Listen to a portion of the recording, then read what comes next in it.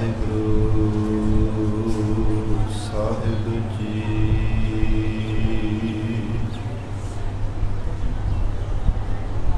ਇੱਕ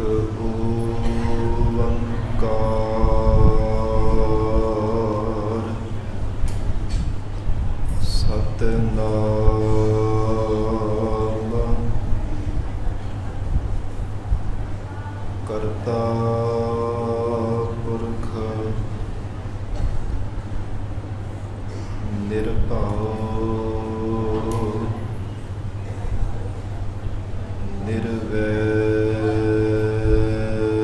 ਨਿਰਵੈਰ ਅਕਾਲ ਮੂਰਤ ਅਜੂਨੀ ਸੈਭੰ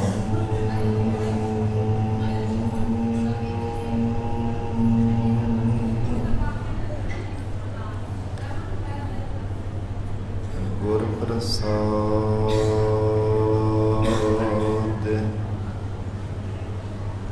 ਜਪ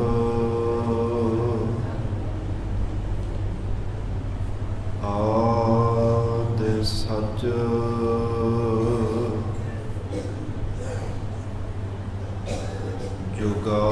ਜੁਗਾਦ ਸਚ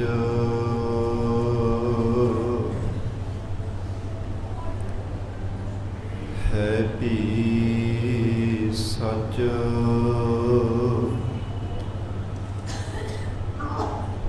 ਨਾਨਕ ਹੋਸੀ ਭੀ ਸਚ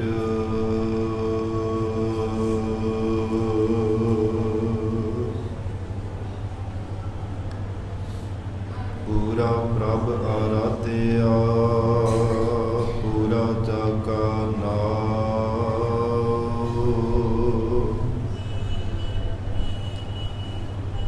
ਨਾਨਕ ਪੂਰਾ ਪਾਇਆ ਪੂਰੇ ਕੇ ਗੁਣ ਗਾਓ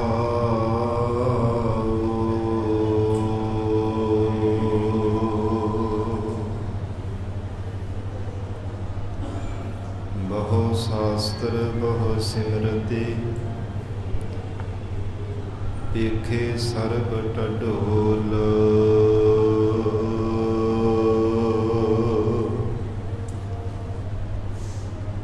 ਪੂਜਸ ਨਾਹੀ ਹਰ ਹਰੇ ਨਾਨਕ ਨਾਮ ਅਮੋਲ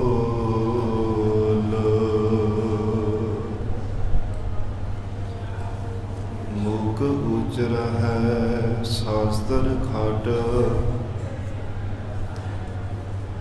ਪਿੰਗ ਗਿਰਨ ਚੜ ਜਾਏ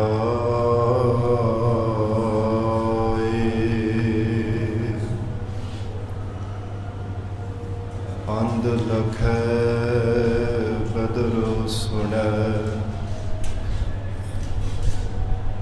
ਜਾਓ ਕਾਲ ਕਿਰਪਾ ਕਰਾਏ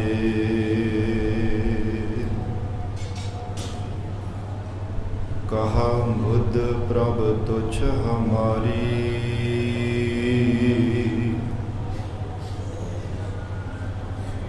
ਵਰਨ ਸਕੈ ਮਹਿਮਾ ਜੋ ਤਿਹਾਰੀ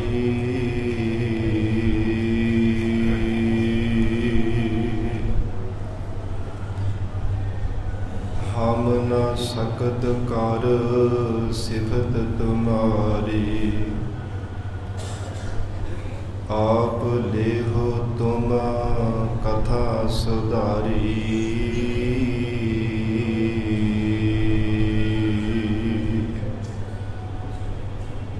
ਹਮ ਨ ਸਕਤ ਕਰ ਸਿਫਤ ਤੁਮਾਰੀ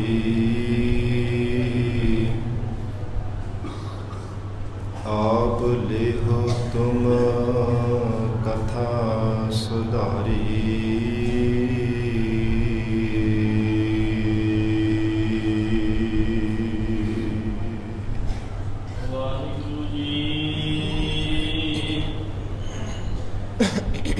ਸਤਿਨਾਮ ਸ੍ਰੀ ਵਾਹਿਗੁਰੂ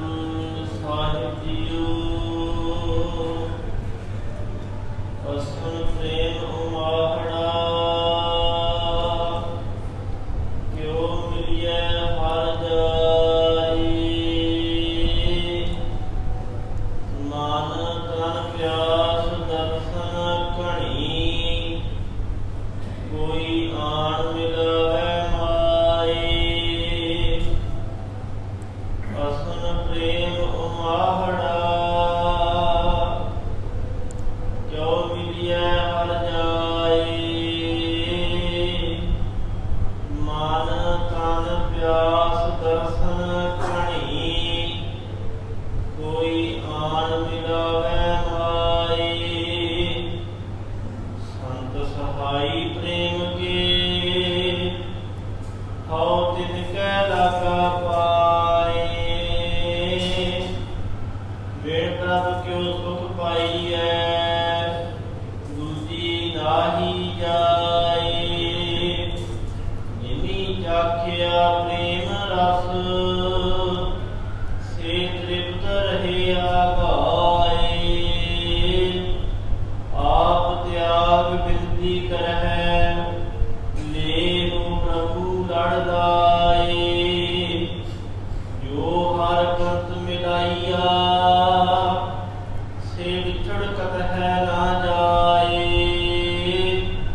प्रभ बिन दूजा को नहीं नानक हर शरणाए असु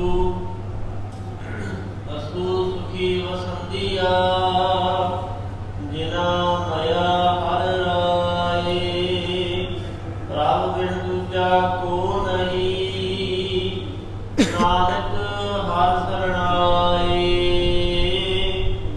असु सुखी वसंदिया जिना मया हर राए ਵਾਹਿਗੁਰੂ ਜੀ ਕਾ ਖਾਲਸਾ ਵਾਹਿਗੁਰੂ ਜੀ ਕੀ ਫਤਿਹ। ਪਤਿਤ ਪਾਵਨ ਭਗਤ ਵਛਲ ਅੰਤਰਜਾਮੀ ਕਰੁਣਾ ਨਿਧਾਨ ਗੁਰੂ ਗਰੀਬ ਨਵਾਜ ਕਲਯੁਗ ਕੇ ਤਾਰਨ ਹਾਰੇ ਸ਼ਬਦ ਗੁਰੂ ਸਾਹਿਬ ਸਤਿਗੁਰੂ ਧੰਨ ਧੰਨ ਸ੍ਰੀ ਗੁਰੂ ਗ੍ਰੰਥ ਸਾਹਿਬ ਮਹਾਰਾਜ ਸੱਚੇ ਪਾਤਸ਼ਾਹ ਜੀ ਦੀ ਪਾਵਨ ਪਵਿੱਤਰ ਹਜ਼ੂਰੀ ਅੰਦਰ ਜੁੜ ਬੈਠੇ ਗੁਰੂ ਖਾਲਸਾ ਸਾਧ ਸੰਗਤ ਜੀਓ, ਸਤਿਗੁਰੂ ਜੀ ਦੀ ਮਹਾਨ ਬਖਸ਼ਿਸ਼ ਦਾ ਸਦਕਾ ਅੰਮ੍ਰਿਤ ਵੇਲੇ ਤੋਂ ਮਹਾਰਾਜ ਸੱਚੇ ਪਾਤਸ਼ਾਹ ਜੀ ਦੀ ਪਾਵਨ ਹਜ਼ੂਰੀ ਅੰਦਰ ਦੀਵਾਨ ਸਜੇ ਸਨ। ਸਜੇ ਹੋ ਦੀਵਾਨਾ ਅੰਦਰ ਪਾਵਨ ਗੁਰਬਾਣੀ ਦੇ ਜਾਪ, ਅੰਮ੍ਰਿਤਮਈ ਗੁਰਬਾਣੀ ਦਾ ਰਸ ਭਿੰਨਾ ਕੀਰਤਨ ਆਪ ਸੰਗਤਾਂ ਨੇ ਸਰਵਣ ਕੀਤਾ ਹੈ। ਹੁਣ ਇਸ ਪਾਵਨ ਅਸਥਾਨ ਤੇ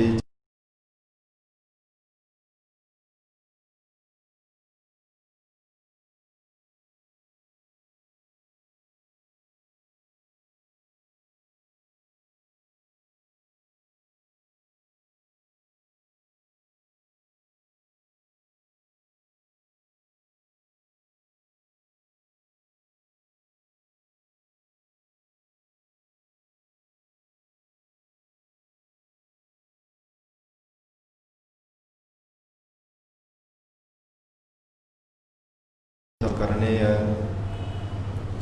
ਸਤਿਗੁਰੂ ਜੀ ਦੀ ਬਖਸ਼ਿਸ਼ ਦੁਆਰਾ ਭਾਦਰੋਂ ਦਾ ਮਹੀਨਾ ਸੁੱਖਾਂ ਦੇ ਨਾਲ ਬਤੀਤ ਹੋਇਆ ਹੈ। ਅੱਜ ਮਹਾਰਾਜ ਸੱਚੇ ਪਾਤਸ਼ਾਹ ਸੂ ਦੇ ਮਹੀਨੇ ਦੁਆਰਾ ਸੰਗਰਾਮ ਦੇ ਦਿਨ ਗਰੀਬ ਨਵਾਜ ਸਤਿਗੁਰੂ ਜੀ ਉਪਦੇਸ਼ ਬਖਸ਼ਿਸ਼ ਕਰ ਰਹੇ ਹੈ। ਜਿਵੇਂ ਗਰੀਬ ਨਵਾਜ ਸਤਿਗੁਰੂ ਜੀ ਸਿੱਖਿਆ ਦੇ ਰਹੇ ਹੈ, ਪਿਆਰ ਸਤਿਕਾਰ ਨਾਲ ਗੁਰੂ ਚਰਨਾਂ ਵਿੱਚ ਬੈਠ ਕੇ ਸਰਵਣ ਕਰੀਏ। ਵਿਚਾਰ ਦੀ ਪ੍ਰਾਰੰਭਤਾ ਤੋਂ ਪਹਿਲਾਂ ਜ਼ਰੂਰੀ ਹੈ ਮਨ ਨੂੰ ਇਕਾਗਰ ਕਰਨਾ। ਸਰਬੱਤ ਸੰਗਤ ਅਸੀਸ ਬਖਸ਼ਿਸ਼ ਕਰੋ। ਮਹਾਰਾਜ ਸੱਚੇ ਪਾਤਸ਼ਾਹ ਜੀ ਨੂੰ ਸੀਸ ਝੁਕਾ ਕੇ ਪਿਆਰ ਦੇ ਨਾਲ ਉਚਾਰਨ ਕਰੋ ਜੀ। ਸਤਿਨਾਮ ਸ੍ਰੀ ਵਾਹਿਗੁਰੂ ਸਾਹਿਬ ਜੀ।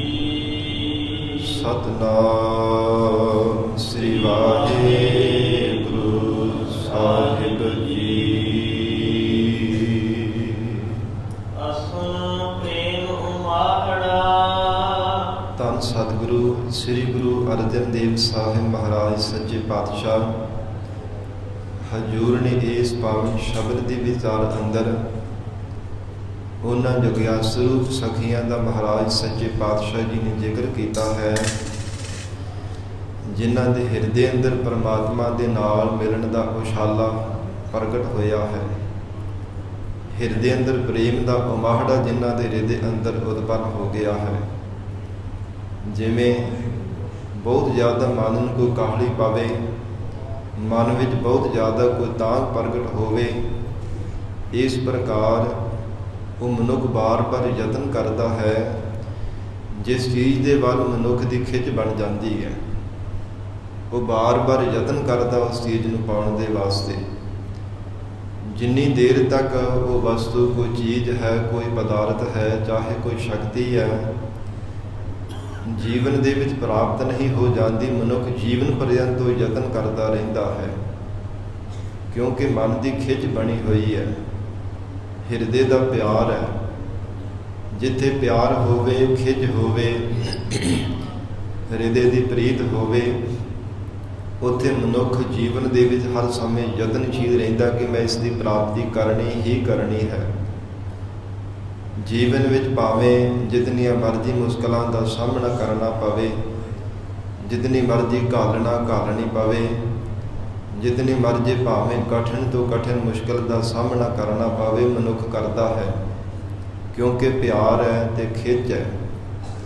ਇਸ ਪ੍ਰਕਾਰ ਜਿੱਥੇ ਪ੍ਰੇਮ ਹੋਵੇ, ਖਿੱਚ ਹੋਵੇ, ਉਨੀ ਦੇਰ ਤੱਕ ਮਨ ਸ਼ੀਤਲ ਨਹੀਂ ਹੁੰਦਾ, ਮਨ ਸ਼ਾਂਤ ਨਹੀਂ ਹੁੰਦਾ, ਜਿੰਨੀ ਦੇਰ ਤੱਕ ਉਹ ਚੀਜ਼ ਦੀ, ਉਹ ਸ਼ਕਤੀ, ਉਹ ਵਸਤੂ ਪਦਾਰਥ ਦੀ ਪ੍ਰਾਪਤੀ ਨਹੀਂ ਹੋ ਜਾਂਦੀ। ਅਜਿਹਾ ਹੀ ਮਹਾਰਾਜ ਸੱਚੇ ਪਾਤਸ਼ਾਹ ਜੀ ਨੇ ਉਪਦੇਸ਼ ਬਖਸ਼ਿਸ਼ ਕੀਤਾ। ਜਿਨ੍ਹਾਂ ਜਗਿਆਸੂ ਰੂਪ ਸਖੀਆਂ ਦੇ ਹਿਰਦੇ ਅੰਦਰ ਪਤੀ ਪਰਮੇਸ਼ਰ ਦੇ ਨਾਲ ਮਿਲਣ ਦਾ ਮਨ ਵਿੱਚ ਉਮਾਹੜਾ ਪੈਦਾ ਹੋਇਆ, ਉਤਸ਼ਾਹ ਪੈਦਾ ਹੋਇਆ ਹੈ, ਜਿਨ੍ਹਾਂ ਦੇ ਹਿਰਦੇ ਅੰਦਰ ਕੇਵਲ ਪਰਮਾਤਮਾ ਦੇ ਚਰਨਾਂ ਦੀ ਪ੍ਰੀਤ ਹੈ, ਉਹ ਹਰ ਸਮੇਂ ਯਤਨ ਕਰਦੀਆਂ ਹਨ। ਉਹ ਜਗਿਆਸੂ ਹਰ ਸਮੇਂ ਯਤਨ ਕਰਦੇ ਆ ਪਰਮੇਸ਼ਰ ਦੇ ਨਾਲ ਕਿਸ ਢੰਗ ਦੇ ਨਾਲ ਮਿਲਿਆ ਜਾਵੇ। ਕਿਧਰੇ ਮਹਾਤਮਾ ਰੂਪ ਸਖੀਆਂ ਕੋਲ ਜਾ ਕੇ ਬੇਨਤੀਆਂ ਕਰਦੇ ਹੈ, ਕੋਈ ਜਨ ਹਰ ਸਿਉ ਦੇਵੈ ਜੋਰ, ਚਰਨ ਗਹਾਉ ਬਗਾਉ ਸ਼ੁਭ ਰਸਨਾ ਦੀਜੈ ਪ੍ਰਾਨ ਅਗੋਰ। ਕਿ ਕੋਈ ਪਿਆਰਾ ਜਨ ਪਰਮੇਸ਼ਰ ਦੇ ਨਾਲ ਜੋ ਆਪ ਮਿਲਿਆ ਹੋਇਆ ਹੈ, ਉਹ ਸਾਨੂੰ ਪਰਮਾਤਮਾ ਦੇ ਨਾਲ ਮਿਲ ਦੇਵੇ, ਸਾਡੀ ਸੁਰਤੀ ਬਿਰਤੀ ਪਰਮਾਤਮਾ ਦੇ ਚਰਨਾਂ ਵਿੱਚ ਅਭੇਦ ਕਰ ਦੇਵੇ, ਲੀਨ ਕਰ ਦੇਵੇ। ਅਸੀਂ ਮਨ ਬਾਣੀ ਸਰੀਰ ਸਭ ਕੁਝ ਉਹਦੇ ਚਰਨਾਂ ਵਿੱਚ ਅਰਪਣ ਕਰ ਦੇਵਾਂਗੇ। ਕੁਝ ਵੀ ਮਨ ਨੂੰ ਹੋਰ ਭਾਵਨਾ ਨਹੀਂ, ਕੇਵਲ ਪਰਮਾਤਮਾ ਦੇ ਚਰਨਾਂ ਦੀ ਖਿੱਚ ਹੁੰਦੀ ਹੈ। ਕੇਵਲ ਪਰਮਾਤਮਾ ਦੇ ਨਾਲ ਮਿਲਣ ਦੀ ਇੱਕੋ ਹੀ ਤਾਂਘ ਰਹਿ ਜਾਂਦੀ ਹੈ। ਉਹ ਭਾਵੇਂ ਉਹਨਾਂ ਨੂੰ ਕੋਈ ਰਾਜ ਭਾਗ ਵੀ ਦੇਣਾ ਚਾਹੇ, ਚਾਹੇ ਸੰਸਾਰ ਭਰ ਦੇ ਕੋਈ ਸੁੱਖ ਵੀ ਉਹਨਾਂ ਨੂੰ ਦੇਣਾ ਚਾਹੇ, ਉਹ ਫੇਰ ਵੀ ਸਤ ਸੰਗਤ ਜੀ ਲੈਣ ਵਾਸਤੇ ਕਦਾਚਿਤ ਹਾਮੀ ਨਹੀਂ ਭਰਦੇ। ਉਹ ਬਾਰ-ਬਾਰ ਪਰਮਾਤਮਾ ਦੇ ਚਰਨਾਂ ਦੇ ਹੀ, ਵਾਹਿਗੁਰੂ ਦੇ ਸਰੂਪ ਦੀ, ਪਰਮਾਤਮਾ ਦੀ ਅਭੇਦਤਾ ਦੇ ਹੀ ਵਿਚਾਰ ਕਰਦੇ ਹੈ। ਤਿੰਨਾਂ ਗੁਰਮੁਖਾਂ ਦੇ ਪਰਥਾਏ ਮਹਾਰਾਜ ਸੱਚੇ ਪਾਤਸ਼ਾਹ ਜੀ ਨੇ ਫਰਮਾਨ ਕੀਤੇ ਹਨ। ਰਾਜ ਨਾ ਚਾਹਾਓ, ਮੁਕਤ ਨਾ ਚਾਹਾਓ, ਮਨ ਪ੍ਰੀਤ ਚਰਨ ਕਮਲਾਰੇ। ਹੇ ਪਰਮਾਤਮਾ, ਕੇਵਲ ਆਪ ਜੀ ਦੇ ਚਰਨਾਂ ਦੀ ਪ੍ਰੀਤ ਹੀ ਮਨ ਨੂੰ ਮਹਾਰਾਜ ਚੰਗੀ ਲੱਗਦੀ ਹੈ। ਆਪ ਜੀ ਦੇ ਚਰਨਾਂ ਦੀ ਖਿੱਚ ਹੀ ਮਹਾਰਾਜ ਸਾਡੇ ਮਨ ਨੂੰ ਪਿਆਰੀ ਲੱਗਦੀ ਹੈ। ਕੇਵਲ ਉਹ ਪਰਮਾਤਮਾ ਦੇ ਚਰਨਾਂ ਦੇ ਨਾਲ ਹੀ ਜੁੜੇ ਰਹਿੰਦੇ ਹੈ। ਗਰੀਬ ਨਵਾਜ ਧੰਨ ਸਤਿਗੁਰੂ ਸ੍ਰੀ ਗੁਰੂ ਅਰਜਨ ਦੇਵ ਸਾਹਿਬ ਮਹਾਰਾਜ ਸੱਚੇ ਪਾਤਸ਼ਾਹ ਬਾਹਰੀ ਤੌਰ ਤੇ ਜੋ ਬਾਹਰੀ ਭਾਵ ਹੈ, ਇਹਨਾਂ ਸ਼ਬਦਾਂ ਦਾ ਜੋ ਅਰਥ ਹੈ, ਉਹ ਪ੍ਰਤੱਖ ਇਸਤਰੀ ਦਾ ਮਹਾਰਾਜ ਸੱਚੇ ਪਾਤਸ਼ਾਹ ਜੀ ਨੇ ਰੂਪਕ ਅਲੰਕਾਰ ਬਣਾ ਕੇ ਸਤਿਗੁਰੂ ਜੀ ਨੇ ਉਪਦੇਸ਼ ਬਖਸ਼ਿਆ ਹੈ। ਹਜੂਰ ਫਰਮਾਉਂਦੇ ਆ, ਅਸਲ ਪ੍ਰੇਮ ਉਮਾਹੜਾ, ਅਸਲ ਨਾਮ ਅਸੂ ਦੇ ਮਹੀਨੇ ਦਾ ਹੈ। ਅਸੂ ਦੇ ਮਹੀਨੇ ਦੁਆਰਾ ਸਤਿਗੁਰੂ ਜੀ ਉਪਦੇਸ਼ ਬਖਸ਼ਦੇ ਹੈ। ਜਿਨ੍ਹਾਂ ਦੇ ਹਿਰਦੇ ਅੰਦਰ ਪ੍ਰੇਮ ਦਾ ਉਛਾਲਾ ਪੈਦਾ ਹੋਇਆ ਹੈ, ਉਮਾਹੜਾ ਪੈਦਾ ਹੋਇਆ। ਪ੍ਰਤੱਖ ਵੀ ਸਾਧ ਸੰਗਤ ਜੀ, ਜੇਕਰ ਪਤੀ ਬ੍ਰਤਾ ਵਿੱਚ ਪਰਪੱਕ ਰਹਿਣ ਵਾਲੀ ਕੋਈ ਬੀਬੀ ਹੈ, ਔਰਤ ਹੈ, ਉਹ ਪਤੀ ਦੇ ਨਾਲ ਮਿਲਣ ਵਾਸਤੇ ਜਦੋਂ ਮਨ ਦੇ ਵਿੱਚ ਪ੍ਰੇਮ ਉਮਾਹੜਾ ਉਤਸ਼ਾਹ ਪੈਦਾ ਹੋਵੇ, ਕਿਉ ਮਿਲਿਐ ਹਰ ਜਾਏ, ਉਹ ਬਾਰ-ਬਾਰ ਯਤਨ ਕਰਦੀ ਹੈ। ਕਦੇ ਆਪਣੀਆਂ ਸਖੀਆਂ ਨੂੰ, ਸਹੇਲੀਆਂ ਨੂੰ ਬੇਨਤੀਆਂ ਕਰਦੀ ਹੈ, ਬਾਰ-ਬਾਰ ਉਹਨਾਂ ਦੇ ਨਾਲ ਵਿਚਾਰਾਂ ਕਰਦੀ ਹੈ ਕਿ ਮੈਂ ਆਪ ਦੇ ਪਤੀ ਦੇ ਨਾਲ ਕਿਵੇਂ ਮਿਲਣਾ ਕਰਾਂ। ਪਤੀ ਪਰਦੇਸ ਵਿੱਚ ਗਿਆ ਹੋਵੇ ਸਾਧ ਸੰਗਤ ਜੀ, ਤੇ 3 ਪ੍ਰਕਾਰ ਦੇ, ਇਹ 3 ਤਰ੍ਹਾਂ ਦੇ ਦਰਜੇ ਦੀਆਂ ਇਸਤਰੀਆਂ ਦੇ ਬਾਬਤ ਕਥਨ ਕੀਤਾ ਗਿਆ ਹੈ, ਜਿਨ੍ਹਾਂ ਦੇ ਹਿਰਦੇ ਅੰਦਰ ਪ੍ਰੇਮ ਦਾ ਉਛਾਲਾ ਪੈਦਾ ਹੋਇਆ, ਜਿਨ੍ਹਾਂ ਦੇ ਹਿਰਦੇ ਅੰਦਰ ਪ੍ਰੇਮ ਦਾ ਉਮਾਹੜਾ ਜਾਗਰਤ ਹੋ ਗਿਆ ਹੈ। ਮਹਾਰਾਜ ਸੱਚੇ ਪਾਤਸ਼ਾਹ ਕਹਿੰਦੇ ਪਹਿਲੇ ਦਰਜੇ ਦੀਆਂ ਉਹ ਇਸਤਰੀਆਂ ਨੇ, ਜੇਕਰ ਪਤੀ ਪਰਦੇਸ ਵਿੱਚ ਚੱਲਿਆ ਹੋਵੇ, ਸੁਣ ਕਰਕੇ ਸਰੀਰ ਸਾਰਾ ਕੰਬਣ ਲੱਗ ਪੈਂਦਾ ਹੈ, ਰੋਮ ਖੜੇ ਹੋ ਜਾਂਦੇ, ਰੋਮ ਕੰਢੇ ਖੜੇ ਹੋ ਜਾਂਦੇ ਹੈ ਵਿਛੋੜੇ ਕਰਕੇ ਕਿ ਮੇਰਾ ਪਤੀ ਪਰਦੇਸ ਚੱਲਾ ਹੈ। ਇਸ ਪ੍ਰਕਾਰ ਪਤੀ ਤੋਂ ਬਿਨਾਂ ਮੇਰਾ ਜੀਵਨ ਕਿਸ ਢੰਗ ਦੇ ਨਾਲ ਨਿਰਵਾਹ ਹੋਵੇਗਾ। ਦੂਸਰੇ ਦਰਜੇ ਦੀਆਂ ਉਹ ਇਸਤਰੀਆਂ ਹੁੰਦੀਆਂ ਨੇ, ਪਹਿਲੇ ਪ੍ਰਕਾਰ ਦੇ ਉਹ ਹਨ, ਰੋਮ ਕੰਢੇ ਖੜੇ ਹੋ ਜਾਂਦੇ ਆ ਤੇ ਕੁਝ ਸਮੇਂ ਬਾਅਦ ਫਿਰ ਉਹ ਪਤੀ ਦਾ ਚੇਤਾ ਭੁਲਾ ਲੈਂਦੀਆਂ ਨੇ। ਜਦੋਂ ਘਰ ਦੇ ਕੰਮ ਕਾਜਾਂ ਵਿੱਚ ਚਿੱਤ ਲੱਗ ਜਾਂਦਾ ਹੈ, ਦੁਨੀਆ ਦੇ ਕੰਮ ਕਾਰਾਂ ਵਿਹਾਰਾਂ ਵਿੱਚ ਚਿੱਤ ਲੱਗ ਜਾਂਦਾ, ਪਤੀ ਦਾ ਚੇਤਾ ਭੁੱਲ ਜਾਂਦਾ ਹੈ। ਇਸ ਪ੍ਰਕਾਰ ਦੂਸਰੇ ਦਰਜੇ ਦੀਆਂ ਉਹ ਇਸਤਰੀਆਂ ਹਨ, ਸਾਧ ਸੰਗਤ ਜੀ, ਜਦੋਂ ਪਤਾ ਚੱਲਦਾ ਹੈ ਕਿ ਪਤੀ ਪਰਦੇਸ ਵਿੱਚ ਗਿਆ ਹੈ, ਉਸ ਸਮੇਂ ਉਹਦੀ ਯਾਦ ਵਿੱਚ, ਵਿਛੋੜੇ ਦੀ ਯਾਦ ਵਿੱਚ ਪਏ ਹੋਏ ਵਿਜੋਗ ਕਰਕੇ ਉਹ ਆਪਣਾ ਸਰੀਰ ਹੀ ਸੁਕਾ ਲੈਂਦੀਆਂ ਹਨ, ਕੁਝ ਖਾਣੇ ਨੂੰ ਚਿੱਤ ਵੀ ਨਹੀਂ ਕਰਦਾ। ਇਸ ਪ੍ਰਕਾਰ ਉਹ ਤੀਸਰੇ ਦਰਜੇ ਦੀਆਂ ਉਹ ਇਸਤਰੀਆਂ ਮੰਨੀਆਂ ਹਨ, ਜੋ ਪਤੀ ਦੇ ਵਿਛੋੜੇ ਦਾ ਬਚਨ ਸੁਣਦਿਆਂ ਹੀ ਸਾਧ ਸੰਗਤ ਉਹਨਾਂ ਤੋਂ ਜ਼ਰਿਆ ਨਹੀਂ ਜਾਂਦਾ, ਪਤੀ ਦਾ ਵਿਛੋੜਾ ਝੱਲਿਆ ਨਹੀਂ ਜਾਂਦਾ। ਇਸ ਪ੍ਰਕਾਰ ਉਹ ਆਪਣੀ ਪ੍ਰਾਣ ਹੀ ਤਿਆਗ ਦਿੰਦੀਆਂ ਹਨ। ਇਹ 3 ਪ੍ਰਕਾਰ ਦੇ ਇਸਤਰੀਆਂ ਦੇ, ਇਹਨਾਂ ਦੇ ਅੰਤਰੀਵ ਭਾਵ ਦੇ ਵਿੱਚ ਜਗਿਆਸੂ ਰੂਪ ਸਖੀਆਂ ਦੇ ਨਾਲ ਮੇਲ ਕਰਕੇ ਅਰਥ ਕੀਤੇ ਹੈ। ਪਹਿਲੇ ਦਰਜੇ ਦੀਆਂ ਉਹ ਜੀਵ ਰੂਪ ਸਖੀਆਂ ਹਨ, ਉਹ ਜਗਿਆਸੂ ਹੈ। ਜੇ ਅਕਾਲ ਪੁਰਖ ਪਤੀ ਪਰਮੇਸ਼ਰ ਦੀ ਯਾਦ ਭੁੱਲ ਜਾਂਦੀ ਹੈ, ਪਰਮਾਤਮਾ ਦੀ ਯਾਦ ਹਿਰਦੇ ਵਿੱਚੋਂ ਵਿਸਰ ਜਾਂਦੀ ਹੈ, ਤੇ ਉਹਨਾਂ ਦੇ ਰੋਮ ਕੰਢੇ ਖੜੇ ਹੋ ਜਾਂਦੇ ਆ ਕਿ ਪਰਮੇਸ਼ਰ ਸਾਨੂੰ ਵਿਸਰ ਗਿਆ, ਪਰਮਾਤਮਾ ਦੀ ਯਾਦ ਸਾਨੂੰ ਭੁੱਲ ਗਈ ਹੈ। ਉਹ ਬਾਰ-ਬਾਰ ਇਸ ਪ੍ਰਕਾਰ, ਜਿਵੇਂ ਕੋਈ ਹੈਰਾਨਗੀ ਵਾਲੀ ਗੱਲ ਸੁਣ ਕਰਕੇ, ਕੋਈ ਹੈਰਾਨਗੀ ਭਰਿਆ ਅਚੰਭੇ ਦਾ ਕੌਤਕ ਦੇਖ ਕਰਕੇ ਹੈਰਾਨ ਹੋ ਜਾਵੇ, ਇਸ ਪ੍ਰਕਾਰ ਉਹ ਹੈਰਾਨ ਹੀ ਹੋ ਜਾਂਦੇ ਹੈ ਔਰ ਫਿਰ ਪਛਤਾਤਾਪ ਹੀ ਬਾਰ-ਬਾਰ ਕਰਦੇ ਰਹਿੰਦੇ, ਰੱਬੀ ਯਾਦ ਸਾਨੂੰ ਭੁੱਲ ਗਈ, ਪਿਆਰਾ ਪਤੀ ਪਰਮੇਸ਼ਰ ਸਾਡੇ ਹਿਰਦੇ ਵਿੱਚੋਂ ਵਿਸਰ ਗਿਆ ਹੈ। ਦੂਸਰੇ ਪ੍ਰਕਾਰ ਦੀਆਂ ਉਹ ਜਗਿਆਸੂ ਰੂਪ ਸਖੀਆਂ ਹਨ, ਸਾਧ ਸੰਗਤ ਜੀ, ਸੰਸਾਰ ਦੇ ਅੰਦਰ ਜੋ ਪਹਿਲੇ ਪ੍ਰਕਾਰ ਵਿੱਚ ਜੋ ਵੀ ਜ਼ਿਕਰ ਆਉਂਦਾ, ਜੋ ਪਤੀ ਪਰਮੇਸ਼ਰ ਵਾਹਿਗੁਰੂ ਦੀ ਯਾਦ ਭੁੱਲਣੇ ਕਰਕੇ ਇੱਕ ਵਾਰ ਤਾਂ ਰੋਮ ਕੰਢੇ ਖੜੇ ਹੋ ਜਾਂਦੇ ਆ, ਜਦੋਂ ਸੁਰਤ ਉਹਨਾਂ ਦੀ ਸੰਸਾਰ ਦੇ ਕੰਮਾਂ ਧੰਦਿਆਂ 'ਚ ਲੱਗ ਜਾਂਦੀ ਹੈ, ਮਾਇਆ ਦੇ ਵਿੱਚ ਪਰਿਵਾਰ ਦੀ ਮੋਹ ਮਮਤਾ ਵਿੱਚ ਗਲਤਾਨ ਹੋ ਜਾਂਦੀ ਹੈ, ਤੇ ਫਿਰ ਉਹਨਾਂ ਨੂੰ ਪਰਮੇਸ਼ਰ ਦੀ ਯਾਦ ਵਿਸਰ ਜਾਂਦੀ ਹੈ। ਜਿੰਨੀ ਦੇਰ ਤੱਕ ਅਕਾਲ ਪੁਰਖ ਪਰਮੇਸ਼ਰ ਪਰਮਾਤਮਾ ਦੇ ਵਚਨ ਸੁਣਦੇ ਆ, ਉਨੀ ਦੇਰ ਤੱਕ ਹਿਰਦੇ ਅੰਦਰ ਵੈਰਾਗ ਆ ਜਾਂਦਾ ਹੈ। ਜਿੰਨੀ ਦੇਰ ਤੱਕ ਵਚਨ ਸੁਣਦੇ ਹੈ, ਹਿਰਦੇ ਅੰਦਰ ਵੈਰਾਗ ਆ ਜਾਂਦਾ ਹੈ, ਤੇ ਪਰਮਾਤਮਾ ਦੇ ਨਾਲ ਇੱਕ ਚਿੱਤ ਹੋ ਕਰਕੇ ਉਹ ਜੁੜੇ ਰਹਿੰਦੇ ਹੈ।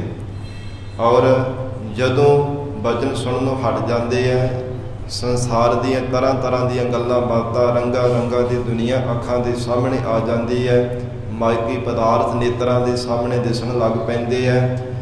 ਉਹ ਸਮੇਂ ਫਿਰ ਪਰਮਾਤਮਾ ਦੀ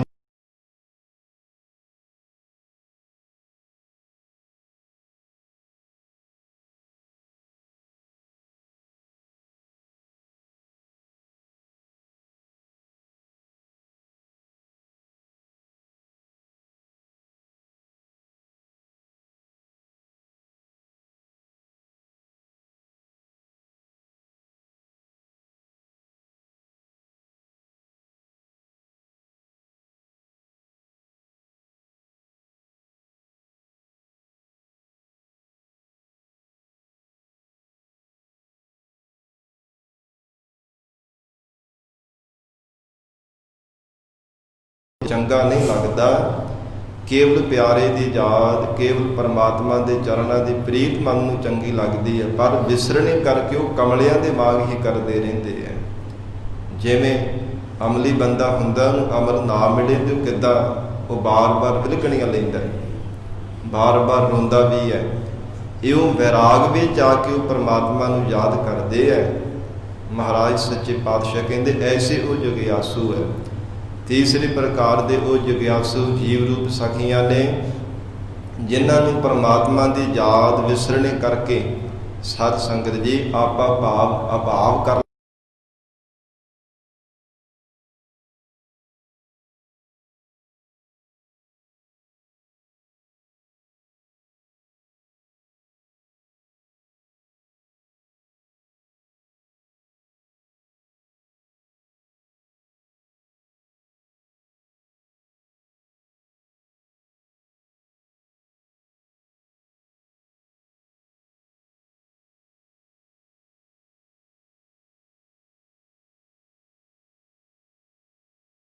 ਲੈਂਦੇ ਆ, ਆਪਣਤ ਨੂੰ ਮਾਰ ਦਿੰਦੇ ਆ।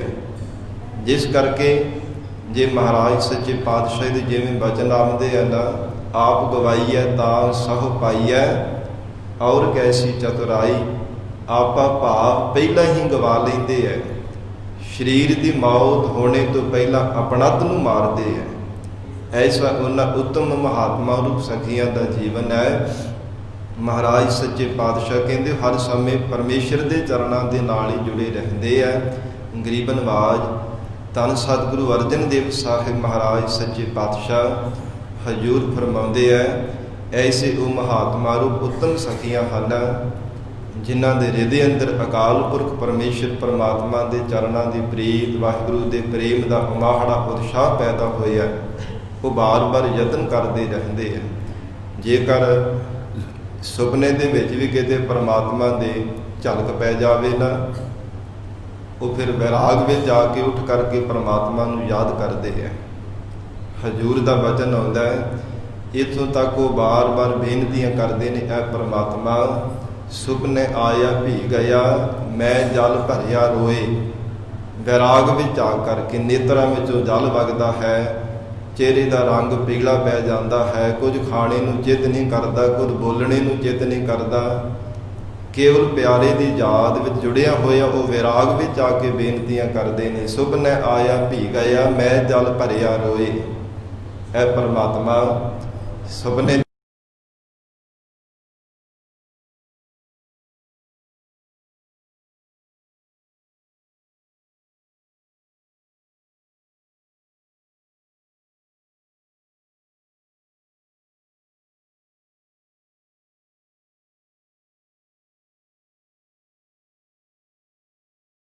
ਐ ਪਿਆਰੇ ਪਰਮਾਤਮਾ, ਐ ਪਰਮੇਸ਼ਰ ਜੀ, ਨਾ ਤਾਂ ਮੈਂ ਸਰੀਰ ਕਰਕੇ ਆਪ ਤੱਕ ਪਹੁੰਚ ਸਕਦਾ ਹਾਂ, ਐ ਪਰਮਾਤਮਾ ਨਾ ਕਿਸੇ ਨੂੰ ਭੇਜ ਸਕਦਾ ਹਾਂ, ਨਾ ਇੰਦਰੀਆਂ ਕਰਕੇ ਨਾ ਮਨ ਕਰਕੇ, ਇਹ ਮਹਾਰਾਜ ਆਪ ਤੱਕ ਗਮਤਾ ਹੋ ਹੀ ਨਹੀਂ ਸਕਦੀ। ਫਿਰ ਉਹ ਬਾਰ-ਬਾਰ ਬੇਨਤੀਆਂ ਕਰਦੇ ਨੇ ਵੈਰਾਗ ਵਿੱਚ ਭੇਜ ਕੇ, ਆਓ ਸੁਭਾਗੀ ਨੀਂਦੜੀਏ ਮੈਂ ਫਿਰ ਦੇਖਾ ਸੋਏ। ਉਹ ਭਾਗਾਂ ਵਾਲੀ ਨੀਂਦੜੀਏ ਮੈਨੂੰ ਦੁਬਾਰਾ ਫਿਰ ਆਉਣਾ ਕਰ। ਜਿਸ ਨੀਂਦਰ ਵਿੱਚ ਜਿਵੇਂ ਸੁੱਤਿਆਂ ਹੋਏ ਨੀਂਦ ਵਿੱਚ ਸੁਪਨਾ ਆਉਂਦਾ, ਜਿਸ ਸੁਪਨੇ ਦੇ ਵਿੱਚ ਪਿਆਰੇ ਦੇ ਮੈਨੂੰ ਝਲਕਦੇ ਸੀ ਪਰਮਾਤਮਾ ਦੇ ਦੀਦਾਰ ਹੋਏ ਸਨ, ਆਓ ਸੁਭਾਗੀ ਨੀਂਦੜੀਏ ਐ ਭਾਗਾਂ ਵਾਲੀ ਨੀਂਦੇ ਮੈਨੂੰ ਫੇਰ ਆਵਣਾ ਕਰ। ਵੈਰਾਗ ਵਿੱਚ ਬੌਰਿਆਂ ਦੇ ਵਾਂਗ ਉਹ ਪਰਮੇਸ਼ਰ ਨੂੰ ਯਾਦ ਕਰਦੇ ਹੋਏ ਇਉਂ ਬਾਰ-ਬਾਰ ਨੀਂਦ ਨੂੰ ਆਵਾਜ਼ਾਂ ਮਾਰਦੇ, ਉਹ ਭਾਗਾਂ ਵਾਲੀ ਨੀਂਦੇ ਤੂੰ ਫੇਰ ਮੈਨੂੰ ਆਵਣਾ ਕਰ। ਜਿਸ ਨੀਂਦ ਵਿੱਚ ਸੁੱਤਿਆਂ ਹੋਇਆਂ ਸੁਪਨੇ ਵਿੱਚ ਪਿਆਰੇ ਦੇ ਮੈਨੂੰ ਝਲਕ ਦਿਖਾਈ ਹੈ, ਇਹ ਵੈਰਾਗ ਵਿੱਚ ਭਿੱਜ ਕਰਕੇ ਯਾਦ ਕਰਦੇ ਹੈ। ਜਿਵੇਂ ਕਾਂਸ਼ੀ ਵਿੱਚ ਭਾਈ ਗੁਰਦਾਸ ਸਾਹਿਬ ਜੀ ਨੂੰ ਦੀਦਾਰ ਹੋਏ ਸਨ। ਧੰਨ ਸਤਿਗੁਰੂ ਗੁਰੂ ਹਰਗੋਬਿੰਦ ਸਾਹਿਬ ਮਹਾਰਾਜ ਸੱਚੇ ਪਾਤਸ਼ਾਹ ਜੀ ਦੇ ਜਦੋਂ ਉੱਠ ਕਰਕੇ ਦੇਖਿਆ ਤੇ ਨਿਦਰਾ ਵਿੱਚ ਜਲ ਆ ਗਿਆ। ਵੈਰਾਗ ਵਿੱਚ ਭਿੱਜ ਕੇ ਮਹਾਰਾਜ ਸੱਚੇ ਪਾਤਸ਼ਾਹ ਜੀ ਨੂੰ ਯਾਦ ਕਰਦੇ ਨੇ।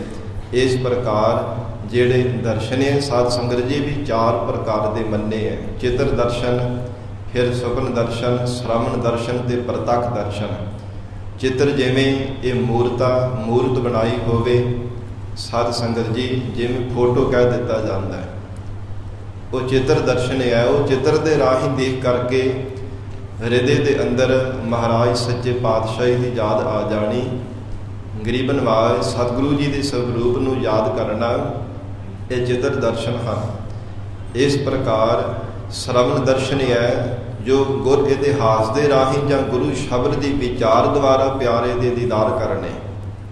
ਜਿਵੇਂ ਗੁਰ ਇਤਿਹਾਸ ਸਰਵਣ ਕਰੀਦਾ ਹੈ ਕਿ ਸਤਿਗੁਰੂ ਧੰਨ ਗੁਰੂ ਨਾਨਕ ਦੇਵ ਸਾਹਿਬ ਸੱਚੇ ਪਾਤਸ਼ਾਹ ਜੀ ਨੇ ਇਵੇਂ ਕੌਤਕ ਕੀਤੇ ਹੈ, ਤਮਾਮ ਜੀਵਾਂ ਦਾ ਪਾਰ ਉਤਾਰਾ ਕੀਤਾ ਹੈ। ਮਹਾਰਾਜ ਸੱਚੇ ਪਾਤਸ਼ਾਹ ਨੇ ਬੇਅੰਤ ਲੀਲਾ ਕੀਤੀਆਂ ਨੇ। ਦਸਮ ਬੇਦਾ ਬਾਜਾਂ ਵਾਲੇ ਸਤਿਗੁਰੂ ਧੰਨ ਸ੍ਰੀ ਗੁਰੂ ਗੋਬਿੰਦ ਸਿੰਘ ਸਾਹਿਬ ਮਹਾਰਾਜ ਸੱਚੇ ਪਾਤਸ਼ਾਹ ਨੇ ਬੇਅੰਤ ਜੋਜ ਵਰਤਾਏ ਹੈ। ਸਤਿਗੁਰੂ ਜੀ ਦੇ ਗੁਣਾਂ ਨੂੰ, ਮਹਾਰਾਜ ਜੀ ਦੇ ਕੌਤਕਾਂ ਨੂੰ ਸੁਣਨਾ ਤੇ ਉਹ ਚੀਜ਼ ਨੂੰ ਅਨੁਭਵ ਕਰਨਾ। ਵੈਰਾਗ ਮਹਾਰਾਜ ਸੱਚੇ ਪਾਤਸ਼ਾਹੀ ਦੇ ਸ਼ਰਧਾ ਵਿਸ਼ਵਾਸ ਰੂਪੀ ਕੰਨਾਂ ਦੁਆਰਾ ਜਸ ਨੂੰ ਸੁਣਨਾ, ਉਹ ਚੀਜ਼ ਨੂੰ ਅਨੁਭਵ ਕਰਨਾ, ਇਹ ਸ਼ਰਵਣ ਦਰਸ਼ਨ ਮੰਨੇ ਗਏ ਹੈ। ਫਿਰ ਸਾਧ ਸੰਗਤ ਜੀ, ਜੋ ਪ੍ਰਤੱਖ ਦਰਸ਼ਨ ਹੈ, ਜਿਵੇਂ ਪ੍ਰਤੱਖ ਸਾਖਸ਼ਾਤ ਹੋ ਕਰਕੇ ਪਰਮਾਤਮਾ ਦੇ ਦੀਦਾਰ ਹੋ ਜਾਣੇ। ਪ੍ਰਤੱਖ ਜਿਵੇਂ ਧੰਨ ਸ੍ਰੀ ਗੁਰੂ ਗ੍ਰੰਥ ਸਾਹਿਬ ਮਹਾਰਾਜ ਜੀ ਦੇ ਦੀਦਾਰ ਕਰਦੇ ਹਾਂ। ਚਿੱਤਰ ਦਰਸ਼ਨ ਦੇ ਭਾਵੇਂ ਗੁਰਮਤਿ ਦੇ ਵਿੱਚ ਸਾਧ ਸੰਗਤ ਜੀ ਨਹੀਂ ਮੰਨੇ ਜਾਂਦੇ, ਪਰ ਇਹ ਨਹੀਂ ਸਮਝ ਲੈਣਾ ਕਿ ਜਿਹੜੀ ਫੋਟੋ ਗੁਰੂ ਘਰ ਦੇ ਵਿੱਚ ਸਤਿਗੁਰੂ ਜੀ ਦੀ ਜਾਂ ਜਿਨ੍ਹਾਂ ਸਿੰਘਾਂ ਸਿੰਘਣੀਆਂ ਨੇ ਕੌਮ ਦੇ ਵਾਸਤੇ ਧਰਮ ਤੋਂ ਆਪਣਾ ਆਪ ਨਿਸ਼ਾਵਰ ਕਰ ਦਿੱਤਾ ਹੈ, ਕੁਰਬਾਨੀਆਂ ਕੀਤੀਆਂ, ਜਿਨ੍ਹਾਂ ਨੇ ਆਪਣੀਆਂ ਸ਼ਹਾਦਤਾਂ ਪਾਈਆਂ ਨੇ, ਉਹਨਾਂ ਦੀ ਫੋਟੋ ਲਾਉਣ ਵੀ ਕੋਈ ਮਨਾਹੀ ਨਹੀਂ ਹੈ। ਇੱਕ ਫੋਟੋ ਜੋ ਹੈ, ਚਿੱਤਰ ਹੈ, ਵੀ ਬਹੁਤ ਵੱਡਾ ਮਾਇਨਾ ਰੱਖਦੀ ਜੀਵਨ ਦੇ ਵਿੱਚ। ਜਿਵੇਂ ਇੱਕ ਬੱਚਾ ਹੁੰਦਾ ਹੈ, ਬੱਚੇ ਨੂੰ ਤੁਰਨ ਦੇ ਵਾਸਤੇ ਜਿੰਨੀ ਦੇਰ ਤੱਕ ਤੁਰਨ ਦੀ ਇਜਾਜ਼ਤ ਨਹੀਂ ਆਉਂਦੀ, ਉਹਨੂੰ ਗਡੀਰਾ ਦਿੱਤਾ ਜਾਂਦਾ ਹੈ। ਆਪ ਨੇ ਦੇਖਿਆ ਹੋਵੇਗਾ, ਸਾਰੇ ਆਪ ਜੀ ਸਿਆਣੇ ਪੁਰਖ ਬੈਠੇ ਹੋ, ਮਾਤਾਵਾਂ ਭੈਣਾਂ ਬੀਬੀਆਂ ਬੈਠੀਆਂ ਨੇ, ਆਪ ਨੂੰ ਪਤਾ ਹੋਵੇਗਾ ਕਿ ਛੋਟੇ ਬੱਚੇ ਨੂੰ ਗਡੀਰਾ ਦਿੱਤਾ ਜਾਂਦਾ ਹੈ ਕਿ ਉਹਦੇ ਆਸਰੇ ਉਹਨੂੰ ਪਕੜ ਕੇ, ਉਹਨੂੰ ਫੜ ਕੇ, ਉਹਦੇ ਸਹਾਰੇ ਸਹਿਜੇ ਸਹਿਜੇ ਤੁਰਦਾ। ਜਦੋਂ ਤੁਰਨ ਦੀ ਇਜਾਜ਼ਤ ਆ ਜਾਂਦੀ, ਬੱਚਾ ਆਪੇ ਉਹਨੂੰ ਛੱਡ ਦਿੰਦਾ ਹੈ। ਜੋ ਚਿੱਤਰ ਦਰਸ਼ਨ ਹੈ ਨਾ, ਘਰ ਦੇ ਵਿੱਚ ਕੋਈ ਤਸਵੀਰ ਲਗਾਉਣੀ ਹੈ, ਚਾਹੇ ਸਤਿਗੁਰੂ ਜੀ ਦੀ ਹੈ, ਚਾਹੇ ਜਿਨ੍ਹਾਂ ਨੇ ਆਪਣਾ ਆਪ ਨਿਸ਼ਾਵਰ ਕੀਤਾ, ਕੁਰਬਾਨੀਆਂ ਦਿੱਤੀਆਂ ਨੇ, ਜਿਵੇਂ ਅਮਰ ਸ਼ਹੀਦ ਬਾਬਾ ਦੀਪ ਸਿੰਘ ਸਾਹਿਬ ਜੀ, ਭਾਈ ਮਨੀ ਸਿੰਘ ਜੀ, ਭਾਈ ਮਤੀ ਦਾਸ ਜੀ, ਮਹਾਨ ਸ਼ਹੀਦਾਂ ਗੁਰਸਿੱਖਾਂ ਸਿੰਘਾਂ ਦੀਆਂ ਕੁਰਬਾਨੀਆਂ ਨੇ, ਜਿਨ੍ਹਾਂ ਨੇ ਕੌਮ ਦੇ ਵਾਸਤੇ ਆਪਣਾ ਆਪ ਨਿਸ਼ਾਵਰ ਕਰ ਦਿੱਤਾ। ਤਿੰਨਾਂ ਨੂੰ ਦੇਖ ਕਰਕੇ ਸਾਧ ਸੰਗਤ ਜੀ ਇਹ ਜਾਣੋ ਕਿ ਗਡੀਰੇ ਦੀ ਤਰ੍ਹਾਂ, ਤੁਰਨ ਦੀ ਤਰ੍ਹਾਂ ਹੈ। ਜਿਹਦੇ ਮਨ ਵਿੱਚ ਇਹਦੇ ਆਸਾ ਜਾਗੀ ਹੀ ਨਹੀਂ ਹੈ, ਇਹਨਾਂ ਨੂੰ ਦੇਖ ਕਰਕੇ ਮਨ ਵਿੱਚ ਆਸਾ ਜਾਗਦੀ ਹੈ। ਘਰ ਦੇ ਵਿੱਚ ਤਸਵੀਰ ਗੁਰੂਆਂ ਪੀਰਾਂ ਦੀ ਲੱਗੀ ਹੋਵੇ ਤੇ ਬੱਚਾ ਵੀ ਆਖਰਕਾਰ ਮਾਂ ਪਿਓ ਨੂੰ ਪੁੱਛਦਾ, ਜੀ ਤਸਵੀਰ ਕਿਸ ਦੀ ਹੈ। ਜੇ ਉੱਥੇ ਗੁਰੂਆਂ ਦੀ, ਸ਼ਹੀਦਾਂ ਸਿੰਘਾਂ ਦੀ ਥਾਂ ਤੇ ਐਕਟਰਾਂ ਦੀਆਂ, ਜੋ ਸਾਧ ਸੰਗਤ ਜੀ ਅਸ਼ਲੀਲ ਜੇ ਤਸਵੀਰਾਂ ਲੱਗੀਆਂ ਹੋਣ, ਤੇ ਉੱਥੇ ਫਿਰ ਅਸੀਂ ਕੀ ਬੱਚੇ ਨੂੰ ਜਵਾਬ ਦੇਵਾਂਗੇ? ਜੋ ਕੁਝ ਹੈ ਉਹ ਕੁਝ ਹੀ ਦੱਸਾਂਗੇ ਨਾ, ਤੇ ਫਿਰ ਬੱਚੇ ਤੇ ਅਸਰ ਕਿਹੋ ਜਿਹਾ ਪੈਣਾ? ਮਾੜਾ ਹੀ ਪੈਣਾ। ਅਸਰ ਕੋਈ ਚੰਗਾ ਥੋੜ੍ਹੀ ਪੈਣਾ। ਉਹ ਫਿਰ ਕੋਈ ਕੌਮ ਦੇ ਵਾਸਤੇ ਸੂਰਬੀਰ ਯੋਧਾ ਥੋੜ੍ਹੀ ਬਣੇਗਾ, ਜਿਹਨੂੰ ਐਕਟਰਾਂ ਦੀਆਂ ਤਸਵੀਰਾਂ ਦਿਖਾਈਆਂ ਜਾਣਗੀਆਂ, ਐਕਟਰਾਂ ਦਾ, ਉਹਨਾਂ ਦਾ ਨਾਮ ਦੱਸੇ ਜਾਣਗੇ ਕਿ ਇਹ ਫਿਲਮਾਂ ਦੇ ਵਿੱਚ ਇੱਦਾਂ ਦੇ ਰੋਲ ਕਰਦਾ, ਉਹ ਕੁਝ ਹੀ ਦੱਸਿਆ ਜਾਣਾ, ਝੂਠ ਥੋੜ੍ਹੀ ਬੋਲਾਂਗੇ। ਤੇ ਜੇ ਘਰ ਦੇ ਵਿੱਚ ਸਤਿਗੁਰੂ ਜੀ ਦੀਆਂ ਤਸਵੀਰਾਂ ਲੱਗੀਆਂ ਹੋਣ, ਸ਼ਹੀਦਾਂ ਸਿੰਘਾਂ ਦੀਆਂ, ਸਿੰਘਣੀਆਂ ਦੀਆਂ, ਛੋਟੇ ਛੋਟੇ ਬੱਚਿਆਂ ਦੇ ਟੋਟੇ ਕਰ ਕਰਕੇ ਗਲਾਂ ਵਿੱਚ ਹਾਰ ਪਵਾ ਰਹੀਆਂ ਮਾਤਾਵਾਂ ਦੀਆਂ ਤਸਵੀਰਾਂ ਲੱਗੀਆਂ ਹੋਣਗੀਆਂ, ਬੱਚੇ ਨੂੰ, ਉਹ ਬੱਚਾ ਸਵਾਲ ਕਰੇਗਾ, ਪ੍ਰਸ਼ਨ ਕਰੇਗਾ, ਇਹ ਮਾਤਾ, ਇਹ ਮੇਰੇ ਪਿਤਾ, ਇਹ ਕਿਹਦੀ ਤਸਵੀਰ ਹੈ? ਉਹ ਫਿਰ ਦੱਸਿਆ ਜਾਵੇਗਾ। ਇਤਿਹਾਸ ਦੇ ਨਾਲ ਉਹ ਸੁਦੇ ਸਿੱਧ ਹੀ ਫਿਰ ਉਹਦਾ ਚਿੱਤ ਜੁੜ ਜਾਵੇਗਾ। ਸੁਦੇ ਸਿੱਧ ਉਹ ਧਰਮੀ ਬਣੇਗਾ, ਧਰਮ ਦੇ ਮਾਰਗ ਤੇ ਚੱਲੇਗਾ, ਧਰਮ ਦੀ ਮਰਜ਼ਾਦਾ ਨੂੰ ਜੀਵਨ ਦੇ ਵਿੱਚ ਧਾਰਨ ਕਰੇਗਾ। ਇਹ ਸੁਭਾਵਿਕ ਹੈ। ਜੋ ਕੁਝ ਮਨੁੱਖ ਬਾਰ-ਬਾਰ ਦੇਖਦਾ ਅਤੇ ਸੁਣਦਾ ਹੈ, ਮਨ ਤੇ ਜ਼ਰੂਰ ਉਹਦੇ ਅਸਰ ਪੈਂਦਾ ਹੀ ਪੈਂਦਾ ਹੈ। ਇਹ ਸਾਧ ਸੰਗਤ ਜੀ ਜੀਵਨ ਦੇ ਵਿੱਚ ਪ੍ਰੈਕਟੀਕਲ ਕਰਕੇ ਦੇਖਣਾ ਇਹ ਸੁਭਾਵਿਕ ਹੈ। ਜੋ ਕੁਝ ਅਸੀਂ ਬਾਰ-ਬਾਰ ਦੇਖਦੇ ਹਾਂ, ਬਾਰ-ਬਾਰ ਸੁਣਦੇ ਹਾਂ, ਉਹਦਾ ਮਨ ਤੇ ਅਸਰ ਪੈਂਦਾ।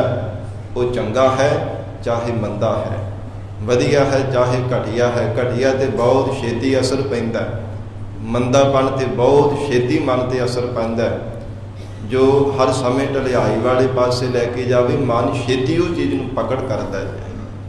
ਗਰੀਬ ਨਵਾਜ਼ ਮਹਾਰਾਜ ਸੱਚੇ ਪਾਤਸ਼ਾਹ ਹਜ਼ੂਰ ਫਰਮਾਨ ਕਰ ਰਹੇ ਹੈ ਐਸੇ ਜਿਹੜੇ ਬੰਦਗੀ ਕਰਨ ਵਾਲੇ ਮਹਾਤਮਾ ਨੇ, ਜਾਂ ਇਉਂ ਕਹਿ ਲਈਏ ਜੋ ਜਗਿਆਸੂ ਰੂਪ ਸਖੀਆਂ ਹਨ, ਜਿਨ੍ਹਾਂ ਦੇ ਪਤੀ ਪਰਮੇਸ਼ਰ ਦੇ ਨਾਲ ਮਿਲਣ ਦਾ ਮਨ ਦੇ ਵਿੱਚ ਉਮਾਹੜਾ ਪੈਦਾ ਹੋਇਆ, ਹਿਰਦੇ ਅੰਦਰ ਪ੍ਰੇਮ ਦਾ ਉਛਾਲਾ ਆਇਆ, ਕਿਉਂ ਮਿਲਿਆ ਹਰ ਜਾਏ, ਉਹ ਬਾਰ-ਬਾਰ ਯਤਨ ਕਰਦੀਆਂ ਬੇਨਤੀਆਂ ਕਰਦੀਆਂ ਨੇ, ਕਿਉਂ ਮਿਲੀ ਹੈ, ਕਿਸ ਢੰਗ ਦੇ ਨਾਲ, ਕਿਵੇਂ ਮਿਲਿਆ ਜਾਵੇ ਹਰ ਜਾਏ। ਜੋ ਅਕਾਲ ਪੁਰਖ ਪਰਮੇਸ਼ਰ ਹਰ ਜਗ੍ਹਾ ਤੇ ਹੈ, ਜਾਏ ਨਾਮ ਜਗ੍ਹਾ ਦਾ ਹੈ। ਸਾਧ ਸੰਗਤ ਜੀ, ਇਉਂ ਬੈਰਾਗ ਵਿੱਚ ਆ ਕੇ ਉਹ ਜਗਿਆਸੂ ਰੂਪ ਸਖੀਆਂ ਬਾਰ-ਬਾਰ ਯਾਦ ਕਰਦੀਆਂ ਨੇ। ਜਿਵੇਂ ਬਬੀਹਾ ਹੈ ਨਾ, ਭਾਵੇਂ ਧਰਤੀ ਦੇ ਹੇਠਾਂ ਵੀ ਜਲ ਹੈ। ਸਾਧ ਸੰਗਤ ਜੀ, ਸਮੁੰਦਰਾਂ ਤੇ, ਨਦੀਆਂ ਤੇ, ਵਾਹੜਿਆਂ ਤੇ, ਨਾਲਿਆਂ ਤੇ ਕਿੰਨਾ ਕਿੰਨਾ ਜਲ ਹੁੰਦਾ। ਫਿਰ ਆਕਾਸ਼ ਦੇ ਵਿੱਚੋਂ ਵੀ ਭਾਵੇਂ ਲਗਾਤਾਰ ਵਰਖਾ ਹੋ ਰਹੀ ਹੋਵੇ, ਪਰ ਬਬੀਹੀ ਨੂੰ ਕੇਵਲ ਸਵਾਂਤੀ ਬੂੰਦ ਦੇ ਨਾਲ ਹੀ ਵਾਸਤਾ ਹੁੰਦਾ ਹੈ। ਪੀਊ ਪੀਊ ਕਰਕੇ ਪੁਕਾਰਦਾ ਰਹਿੰਦਾ ਹੈ ਬਾਰ-ਬਾਰ। ਜਿੰਨੀ ਦੇਰ ਤੱਕ ਸਵਾਂਤੀ ਬੂੰਦ ਨਾ ਪ੍ਰਾਪਤ ਹੋਵੇ, ਉਹ ਪੁਕਾਰ ਨੂੰ ਹਟਦਾ ਹੀ ਨਹੀਂ, ਬਾਰ-ਬਾਰ ਪੁਕਾਰਾਂ ਕਰੀ ਜਾਂਦਾ ਹੈ, ਪੁਕਾਰਾਂ ਕਰੀ ਜਾਂਦਾ ਹੈ। ਤਿਵੇਂ ਹੀ ਭਾਵੇਂ ਸੰਸਾਰ ਭਰ ਦੇ ਸਾਰੇ ਸੁੱਖ ਪ੍ਰਾਪਤ ਹੋ ਜਾਣ, ਧਨ ਪਦਾਰਥਾਂ ਦੀ ਕੋਈ ਤੋਟ ਨਾ ਹੋਵੇ, ਪਰ ਜਿਸ ਜਗਿਆਸੂ ਦੇ ਹਿਰਦੇ ਅੰਦਰ ਪਰਮਾਤਮਾ ਦੇ ਦਰਸ਼ਨਾਂ ਰੂਪ ਸਵਾਂਤੀ ਬੂੰਦ ਦੀ ਪਿਆਸਾ ਹੈ, ਉਹ ਫਿਰ ਪਰਮਾਤਮਾ ਨੂੰ ਯਾਦ ਕਰਦਾ ਹੈ। ਇਹ ਪਰਮਾਤਮਾ ਆਸ ਪਿਆਸੀ ਫਿਰ ਕਹਿ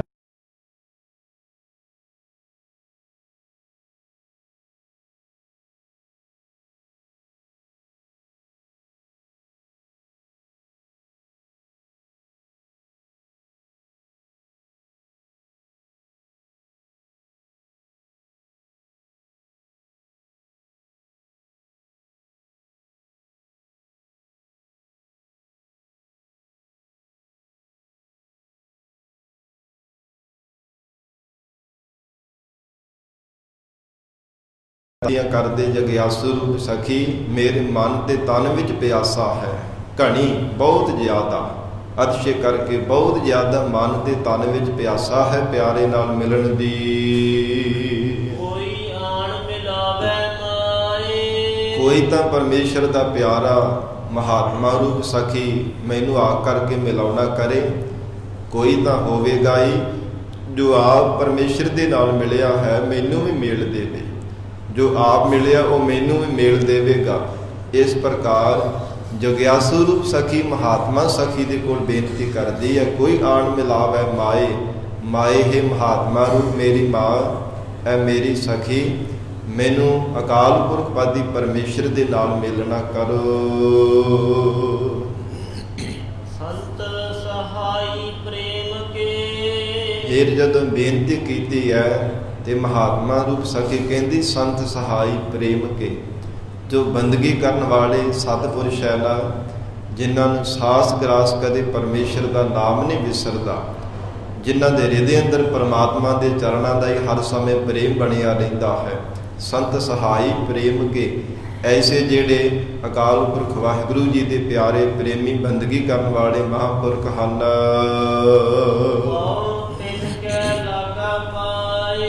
ਮਹਾਰਾਜ ਸੱਚੇ ਪਾਤਸ਼ਾਹ ਉਚਾਰਨ ਕਰ ਰਹੇ ਹੈ, ਮਹਾਤਮਾ ਰੂਪ ਸਖੀ ਦੁਆਰਾ ਇਹ ਪ੍ਰਸ਼ਨ ਦਾ ਜਵਾਬ ਦਿੱਤਾ ਹੈ। ਪਹਿਲਾਂ ਜਗਿਆਸੂ ਰੂਪ ਸਖੀ ਕਰਦੀ ਹੈ, ਕਿਉਂ ਮਿਲੀ ਹੈ ਹਰ ਜਾਏ, ਪ੍ਰਸ਼ਨ ਕੀਤਾ ਹੈ, ਪੁੱਛਿਆ ਹੈ ਕਿਸ ਢੰਗ ਦੇ ਨਾਲ, ਕਿਹੜਾ ਯਤਨ ਕਰਾਂ ਜਿਸ ਕਰਕੇ ਮੇਰਾ ਪਿਆਰਾ ਮਾਦੀ ਪਰਮੇਸ਼ਰ ਮੈਨੂੰ ਮਿਲ ਜਾਵੇ। ਫਿਰ ਅਗਲਾ ਬਚਨ ਆਇਆ, ਮਹਾਤਮਾ ਰੂਪ ਸਖੀ ਦੁਆਰਾ ਜਵਾਬ ਦਿੱਤਾ ਗਿਆ ਕਿ ਸੰਤ ਸਹਾਈ ਪ੍ਰੇਮ ਕੇ ਹਉ ਤਿਨ ਕੈ ਲਾਗਾ ਪਾਏ, ਹੰਗਤਾ ਮਮਤਾ ਨੂੰ ਮੇਟ ਕੇ ਉਹਨਾਂ ਦੇ ਚਰਨੀ ਲੱਗ ਜਾਣਾ ਕਰ, ਜੋ ਆਪ ਮਿਲੇ ਹੋਏ ਪਰਮੇਸ਼ਰ ਦੇ ਪਿਆਰੇ ਹੈ। ਹਜੂਰ ਦਾ ਅਸੀਂ ਬਚਨ ਪੜ੍ਹਦੇ ਹਾਂ, ਸੰਤ ਸਹਾਈ ਜੀਅ ਕੇ ਭਵਜਲ ਤਾਰਨ ਹਾਰ, ਸਭ ਤੇ ਉਤੇ ਜਾਣੀਐ ਨਾਨਕ ਨਾਮ ਪਿਆਰ। ਜਿਨ੍ਹਾਂ ਦਾ ਕੇਵਲ ਪਰਮੇਸ਼ਰ ਦੇ ਨਾਲ ਪਿਆਰ ਹੈ, ਵਾਹਿਗੁਰੂ ਦੇ ਨਾਮ ਦੇ ਨਾਲ ਹੀ ਹਰ ਸਮੇਂ ਪ੍ਰੀਤ ਪਾ ਕੇ ਰੱਖਦੇ, ਸਭ ਤੋਂ ਉੱਤਮ ਵਸਤੂ ਜਾਣ ਕੇ, ਐਸੇ ਬੰਦਗੀ ਕਰਨ ਵਾਲੇ ਮਹਾਂਪੁਰਖ ਭਵਜਲ ਤੋਂ, ਸੰਸਾਰ ਸਮੁੰਦਰ ਤੋਂ ਤਾਰਨ ਦੇ ਵਾਸਤੇ ਸਹਾਇਕ ਹੁੰਦੇ ਹੈ। ਸਾਧ ਸੰਗਤ ਜੀ, ਅੱਜ ਭਾਵੇਂ ਅਸੀਂ ਸ਼ਰਧਾ ਤੋਂ ਹੀਣੇ ਹੋਣ ਕਰਕੇ ਸ਼ੰਕਾਵਾਦੀ ਬਣਦੇ ਜਾ ਰਹੇ ਹਾਂ। ਕੁਝ ਨਿਸ਼ਰਧਕ ਲੋਕਾਂ ਦਾ ਇਹ ਵਿਚਾਰ ਹੈ, ਉਹ ਪ੍ਰਚਾਰ ਵੀ ਬੜਾ ਜ਼ੋਰਦਾਰ ਕਰਨ ਦਾ ਯਤਨ ਕਰਦੇ ਹੈ, ਪਰ ਸੱਚ ਦਾ ਆਖਰਕਾਰ ਸੱਚ ਹੀ ਹੈ। ਸੱਚ ਨੂੰ ਕੋਈ ਮਿਟਾ ਨਹੀਂ ਸਕਦਾ। ਸੱਚ ਦਾ ਅਜਿਹਾ ਸੁਭਾਅ ਹੈ ਕਿ 100 ਪੜਦੇ ਪਾੜ ਕੇ ਵੀ ਉਹ ਸਾਧ ਸੰਗਤ ਜੀ ਜ਼ਾਹਰ ਹੋ ਜਾਂਦਾ, ਸਾਹਮਣੇ ਆ ਜਾਂਦਾ ਹੈ। ਕਿੰਨਾ ਕੁ ਸਮਾਂ ਛੁਪਿਆ ਰਹਿ ਸਕਦਾ ਹੈ, ਕਿੰਨੇ ਕੁ ਕੋਈ ਪੜਦੇ ਪਾ ਸਕਦਾ ਹੈ। ਸੱਚ ਤਾਂ ਆਖਰਕਾਰ ਸੱਚ ਹੀ ਹੈ, ਪਰ ਸ਼ਰਧਾ ਤੋਂ ਹੀਣੇ ਹੋਣ ਕਰਕੇ ਸਾਡੇ ਅੰਦਰ ਅੱਜ ਸ਼ਰਧਾ ਨਹੀਂ ਰਹੀ, ਸ਼ਰਧਾ ਟੁੱਟਦੀ ਜਾ ਰਹੀ ਹੈ। ਐਸਾ ਬਾਰ-ਬਾਰ ਪ੍ਰਚਾਰ ਸੁਣਨੇ ਕਰਕੇ, ਅੱਖਾਂ ਦੇ ਸਾਹਮਣੇ ਦੇਖਣੇ ਕਰਕੇ ਕਿ ਸਤਿਗੁਰੂ ਤੋਂ ਬਿਨਾਂ ਹੋਰ ਕਿਸੇ ਦੀ ਸੰਗਤ ਨਹੀਂ ਕਰਨੀ ਚਾਹੀਦੀ। ਉਹ ਕਹਿੰਦੇ ਆ ਜੀ ਸਾਧ ਵੀ ਗੁਰੂ ਹੀ ਹੈ, ਸੰਤ ਵੀ ਗੁਰੂ ਹੀ ਹੈ। ਪਰ ਮਹਾਰਾਜ ਸੱਚੇ ਪਾਤਸ਼ਾਹੀ ਦੀ ਗੁਰਬਾਣੀ ਵੀ ਜਦੋਂ ਅਸੀਂ ਵਚਨ ਪੜ੍ਹਦੇ ਹਾਂ, ਸਤਿਗੁਰੂ ਜੀ ਦੇ ਫਰਮਾਨ ਆਉਂਦੇ ਆ ਨਾ, ਸੰਤਾਂ ਕੋ ਮਤ ਕੋਈ ਨਿੰਦਾ, ਸੰਤ ਰਾਮ ਹੈ ਏਕੋ। ਬੰਦਗੀ ਕਰਨ ਵਾਲੇ ਮਹਾਂਪੁਰਖ ਹੈ, ਜਿਨ੍ਹਾਂ ਸਾਸ ਗਿਰਾਸ ਨਾ ਵਿਸਰੈ, ਹਰ ਨਾਮਾ ਮਨ ਮੰਤ, ਧਨ ਸੇ ਸੇਈ ਨਾਨਕਾ, ਪੂਰਨ ਸੋਈ ਸੰਤ। ਉਹ ਪੂਰਨ ਸੰਤ ਹੈ, ਪੂਰਨ ਪਦ ਹੈ, ਪੂਰਨ ਪਰਮੇਸ਼ਰ ਦੇ ਨਾਲ ਮਿਲਿਆ ਹੋਇਆ ਹੈ। ਐਸੇ ਬੰਦਗੀ ਕਰਨ ਵਾਲੇ ਜੋ ਮਹਾਂਪੁਰਖ ਹੈ, ਛੋਟੀ ਜਿਹੀ ਇੱਕ ਉਦਾਹਰਣ ਦੇਵਾਂ।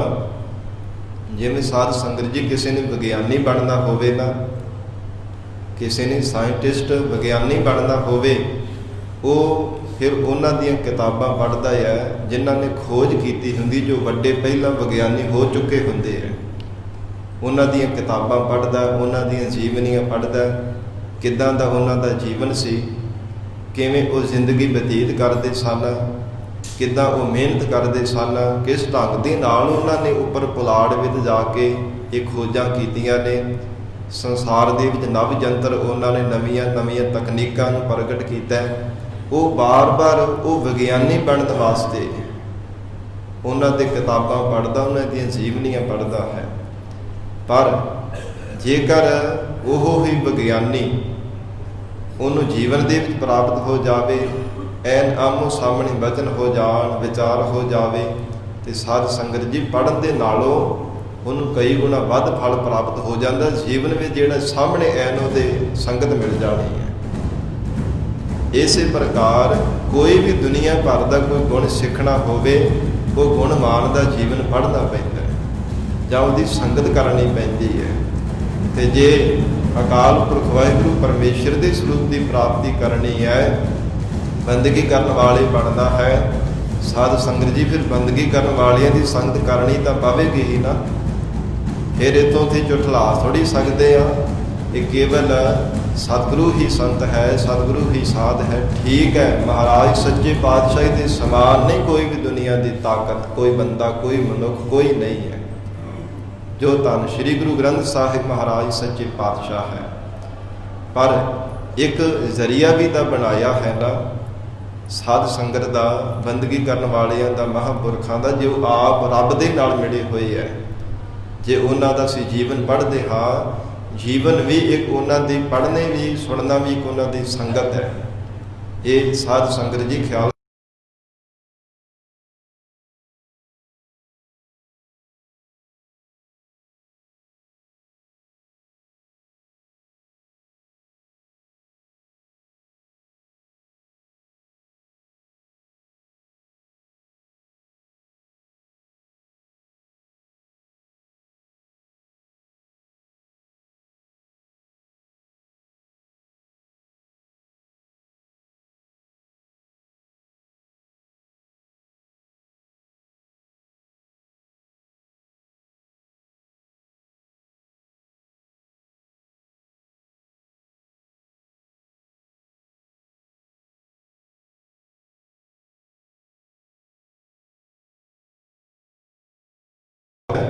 ਸੰਗਤ ਕਰਨੀ, ਭਾਵਨਾ ਦੇ ਨਾਲ ਸੰਗਤ ਕਰਨੀ ਚਾਹੀਦੀ ਹੈ।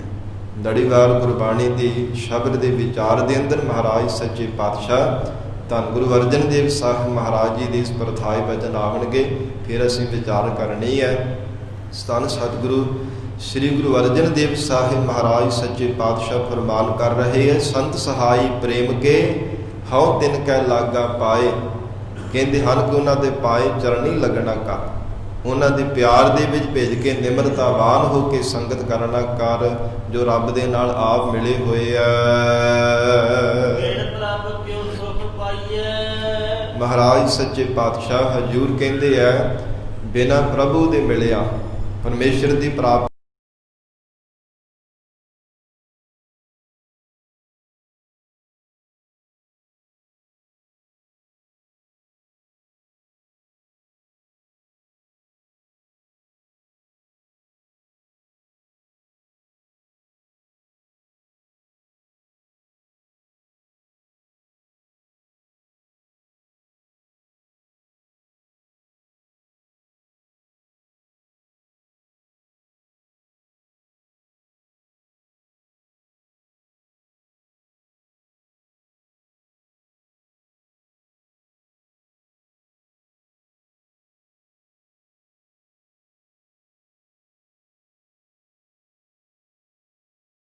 ਕੋਨੇ ਕੋਨੇ ਤੇ ਜਾ ਕੇ ਦੇਖ ਲਵੇ, ਜਿੱਥੇ ਮਰਜੀ ਦੂਜੀ ਨਾਹੀ ਜਾਏ ਹੋਰ ਕੋਈ ਦੂਸਰੀ ਜਗ੍ਹਾ ਹੈ ਹੀ ਨਹੀਂ ਹੈ, ਜਿੱਥੇ ਪਰਮ ਆਨੰਦ ਮਿਲ ਜਾਵੇ, ਪਰਮ ਸੁਖ ਮਿਲ ਜਾਵੇ।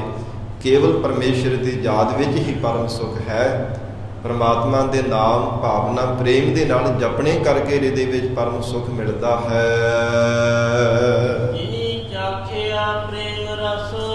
ਹਜ਼ੂਰ ਕਹਿੰਦੇ, ਜਿਨ੍ਹਾਂ ਗੁਰਮੁਖਾਂ ਨੇ ਪ੍ਰੇਮ ਰਸ ਨੂੰ ਚਖਿਆ ਹੈ, ਦੁਨੀਆ ਦੇ ਰਸਾਂ ਕਸਾਂ ਨੂੰ ਛੱਡ ਕੇ ਸੰਸਾਰ ਦੇ ਸਭ ਸੁਖਾਂ ਰੂਪ ਰਸਾਂ ਨੂੰ ਤਿਆਗ ਕੇ ਪਰਮ ਸੁਖ ਵਾਹਿਗੁਰੂ ਦੇ ਨਾਮ ਰਸ ਨੂੰ ਚਖ ਲਿਆ ਹੈ। ਤ੍ਰਿਪਤ ਰਹੇ ਆਗਾਏ। ਉਹ ਗੁਰਮੁਖ ਪਿਆਰੇ ਤ੍ਰਿਪਤ ਹੋ ਗਏ ਹੈ, ਮਨ ਕਰਕੇ ਰੱਜ ਗਏ ਹੈ।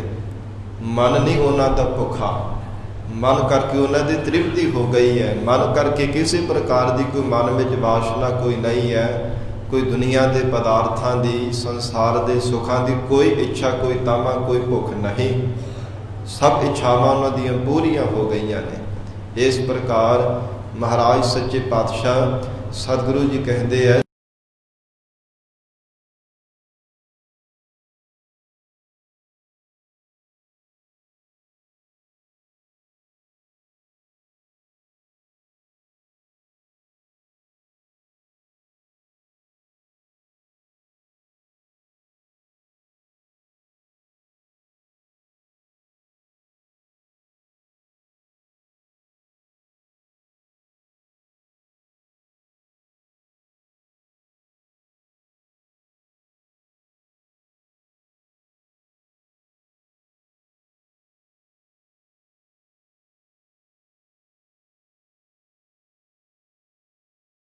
ਮਹਾਰਾਜ ਸੱਚੇ ਪਾਤਸ਼ਾਹ ਕਹਿੰਦੇ, ਇਉਂ ਇਕਜਿਤ ਹੋ ਕੇ ਬੇਨਤੀਆਂ ਕਰ, ਐ ਪਰਮਾਤਮਾ ਆਪਣੇ ਸ਼ਰਨਰੂਪੀ ਪੱਲੇ ਦੇ ਨਾਲ ਲੜ ਨਾਲ ਸਾਨੂੰ ਲਾ ਲਓ। ਦੇਹ ਪ੍ਰਭੂ ਲੜ ਲਾਏ, ਐ ਪਰਮਾਤਮਾ ਆਪਣੇ ਸਰੂਪ ਰੂਪੀ, ਆਪਣੇ ਬਖਸ਼ਿਸ਼ ਰੂਪੀ ਪੱਲੜੇ ਦੇ ਨਾਲ ਸਾਨੂੰ ਲਾ ਲੈਣਾ ਕਰੋ। ਮਹਾਰਾਜ ਆਪ ਜੀ ਦੀ ਸ਼ਰਨ ਧਾਰਨ ਕੀਤੀ ਹੈ, ਆਪਣੇ ਲੜ ਹੀ ਸਾਨੂੰ ਲਾ ਕੇ ਰੱਖੋ। ਇਸ ਪ੍ਰਕਾਰ ਬੇਨਤੀਆਂ ਕਰੇ ਮਹਾਰਾਜ ਜੀ, ਸਿੱਖੀ ਦੀ ਦਾਤ ਬਖਸ਼ੀ ਹੈ ਨਾ, ਤਾਂ ਸਿੱਖੀ ਕਮਾਉਣ ਦਾ ਵੀ ਸਾਨੂੰ ਬਲ ਬਖਸ਼ੋ। हे ਮਹਾਰਾਜ, ਜੀਵਨ ਦੇ ਵਿੱਚ ਕਲਯੁਗੀ ਜੀਵ ਹਾਂ, ਬਾਰ-ਬਾਰ ਖਿਨ ਮਾਤਰ ਸਮੇਂ ਵਿੱਚ ਭੁੱਲ ਜਾਂਦੇ ਹਾਂ, ਭੁੱਲਣ ਹਾਰੇ ਆ। ਆਪ ਕਿਰਪਾ ਕਰਕੇ ਮਹਾਰਾਜ ਸੀਸ ਤੇ ਮਿਹਰ ਭਰਿਆ ਹੱਥ ਰੱਖ ਕੇ ਆਪਣੇ ਚਰਨਾਂ ਦੇ ਨਾਲ ਜੋੜ ਕੇ ਰੱਖਣਾ, ਆਪਣੇ ਚਰਨਾਂ ਦੀ ਪ੍ਰੀਤ ਮਹਾਰਾਜ ਬਰਕਰਾਰ ਰੱਖਣੀ, ਆਪ ਜੀ ਦੇ ਚਰਨਾਂ ਦਾ ਹੀ ਭਰੋਸਾ ਬਖਸ਼ਣਾ। ਜੋ ਹਰ ਕੰਤ ਮਿਲਾਈਆ। ਹਜ਼ੂਰ ਕਹਿੰਦੇ, ਜਿਨ੍ਹਾਂ ਜਗਿਆਸੂ ਰੂਪ ਸਖੀਆਂ ਨੂੰ ਕੰਦਪਤੀ ਪਰਮੇਸ਼ਰ ਨੇ ਮਿਲਾ ਲਿਆ ਹੈ। ਜੋ ਹਰ ਕੰਤ ਮਿਲਾਈਆ ਭਾਵ ਜਿਨ੍ਹਾਂ ਦੀ ਪਰਮਾਤਮਾ ਵਿੱਚ ਅਭੇਦਤਾ ਹੋ ਗਈ ਹੈ। ਵਿਛੜ ਹੈ ਨਾ ਜਾਏ। ਉਹ ਜੀਵ ਰੂਪ ਸਖੀਆਂ ਦੁਬਾਰਾ ਵਿਛੜ ਕੇ ਕਤਹਿ ਨਾ ਜਾਏ, ਕਿਤੇ ਨਹੀਂ ਜਾਂਦੀਆਂ। ਭਾਵ ਉਹਨਾਂ ਗੁਰਮੁਖਾਂ ਨੂੰ ਫਿਰ ਬਾਰ-ਬਾਰ ਜਗਤ ਅੰਦਰ ਜਨਮ ਨਹੀਂ ਧਾਰਨ ਕਰਨਾ ਪੈਂਦਾ, ਜੰਮਣ ਮਰਨ ਦੇ ਗੇੜੇ ਵਿੱਚ ਨਹੀਂ ਪੈਣਾ ਪੈਂਦਾ। ਉਹ ਤਾਂ ਜਿਉਂ ਜਲ ਮਹਿ ਜਲ ਆਏ ਖਟਾਨਾ, ਤਿਉ ਜੋਤੀ ਸੰਗ ਜੋਤ ਸਮਾਨਾ। ਉਹ ਜੋਤੀ ਸਰੂਪ ਪਰਮਾਤਮਾ ਦਾ ਰੂਪ ਹੀ ਹੋ ਗਏ ਹੈ।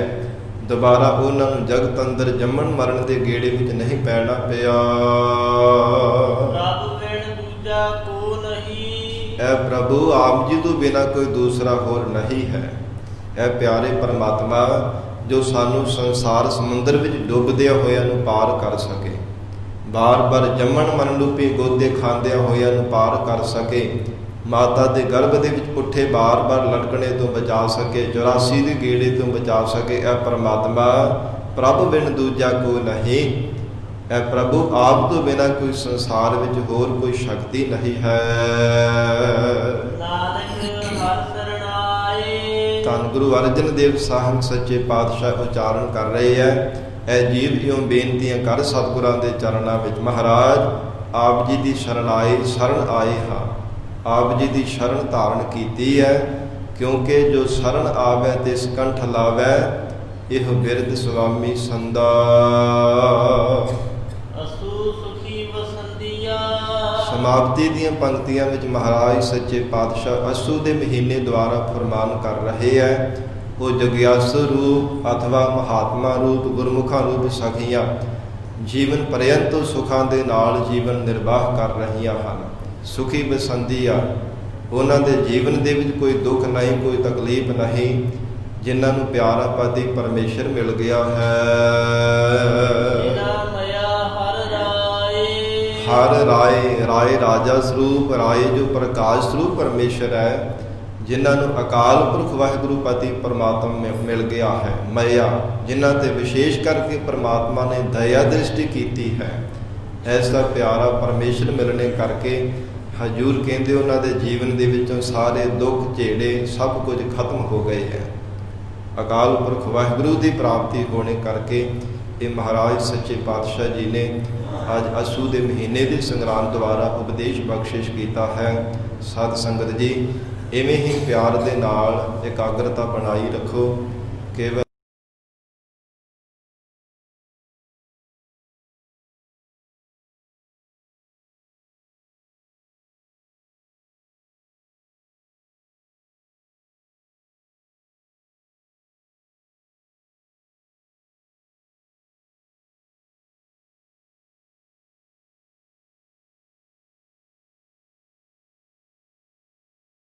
ਪੂਰਬੀ ਮਹੱਲਾ ਪੰਜਵਾ।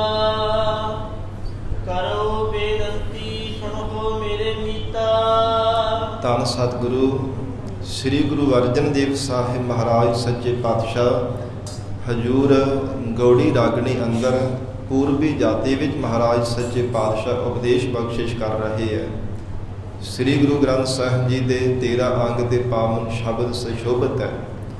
ਜਿਵੇਂ ਰਹਿਰਾਜ ਸਾਹਿਬ ਜੀ ਦੇ ਸ਼ਬਦ ਆਏ ਸਨ, ਤਿਵੇਂ ਮਹਾਰਾਜ ਸੱਚੇ ਪਾਤਸ਼ਾਹ ਜੀ ਨੇ ਇਹ ਕੀਰਤਨ ਸੋਲੇ ਪਾਵਨ ਬਾਣੀ ਦੇ ਸ਼ਬਦ ਮਹਾਰਾਜ ਸੱਚੇ ਪਾਤਸ਼ਾਹ ਨੇ ਦਰਜ ਕੀਤੇ ਹੈ। ਗਰੀਬ ਨਵਾਜ ਸਤਿਗੁਰੂ ਜੀ ਬਖਸ਼ਿਸ਼ ਕਰ ਰਹੇ ਹੈ ਕਿ ਜ਼ਿੰਦਗੀ ਵਿੱਚ ਜੀਵਨ ਨੂੰ ਕਿਵੇਂ ਕਰਤਾਰਥ ਕਰਨਾ ਹੈ। ਪਰਮਾਤਮਾ ਨੇ ਜੋ ਸ਼ੁਭ ਅਵਸਰ ਬਖਸ਼ਿਆ ਜ਼ਿੰਦਗੀ ਦਾ, ਇਸ ਨੂੰ ਕਿਵੇਂ ਸਫਲਿਆ ਕੀਤਾ ਜਾ ਸਕਦਾ ਹੈ। ਹਜੂਰ ਫਰਮਾਉਂਦੇ ਹਨ, ਕਰੋ ਬੇਨੰਤੀ ਸੁਣੋ ਮੇਰੇ ਮੀਤਾ। ਮਹਾਰਾਜ ਸੱਚੇ ਪਾਤਸ਼ਾਹ ਕਹਿੰਦੇ ਇਉਂ ਬੇਨਤੀਆਂ ਕਰੋ ਬੇਨੰਤੀ ਸੁਣੋ ਮੇਰੇ ਮੀਤਾ। ਇਉਂ ਅਕਾਲ ਪੁਰਖ ਵਾਹਿਗੁਰੂ ਜੀ ਦੇ ਸਨਮੁਖ ਹੋ ਕਰਕੇ ਬੇਨਤੀਆਂ ਕਰਨਾ ਕਰੋ, ਅਥਵਾ ਉਹ ਪਿਆਰਾ ਪਰਮਾਤਮਾ ਅਕਾਲ ਪੁਰਖ ਜੋ ਵਾਹਿਗੁਰੂ ਹੈ, ਪਰਮਾਤਮਾ ਦੀ ਚੇਤਨ ਦੇ ਅੰਸ਼ ਹੋਣੇ ਕਰਕੇ ਜੀਵ ਪਰਮਾਤਮਾ ਦਾ ਮਿੱਤਰ ਵੀ ਹੈ, ਚੇਤਨ ਦੀ ਅੰਸ਼ ਹੈ। ਪਰਮਾਤਮਾ ਦੀ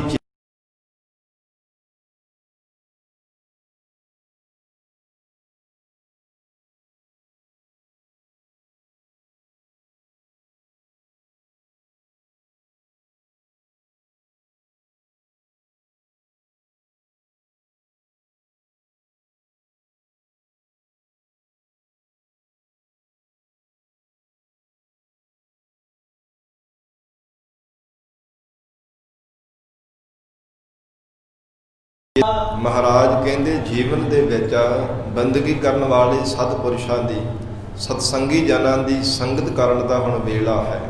ਸੰਤ ਟਹਿਲ ਕੀ ਵੇਲਾ ਨਾਮ ਵੇਲੇ ਦਾ ਹੈ, ਸਮੇਂ ਦਾ ਹੈ, ਵਕਤ ਦਾ ਹੈ।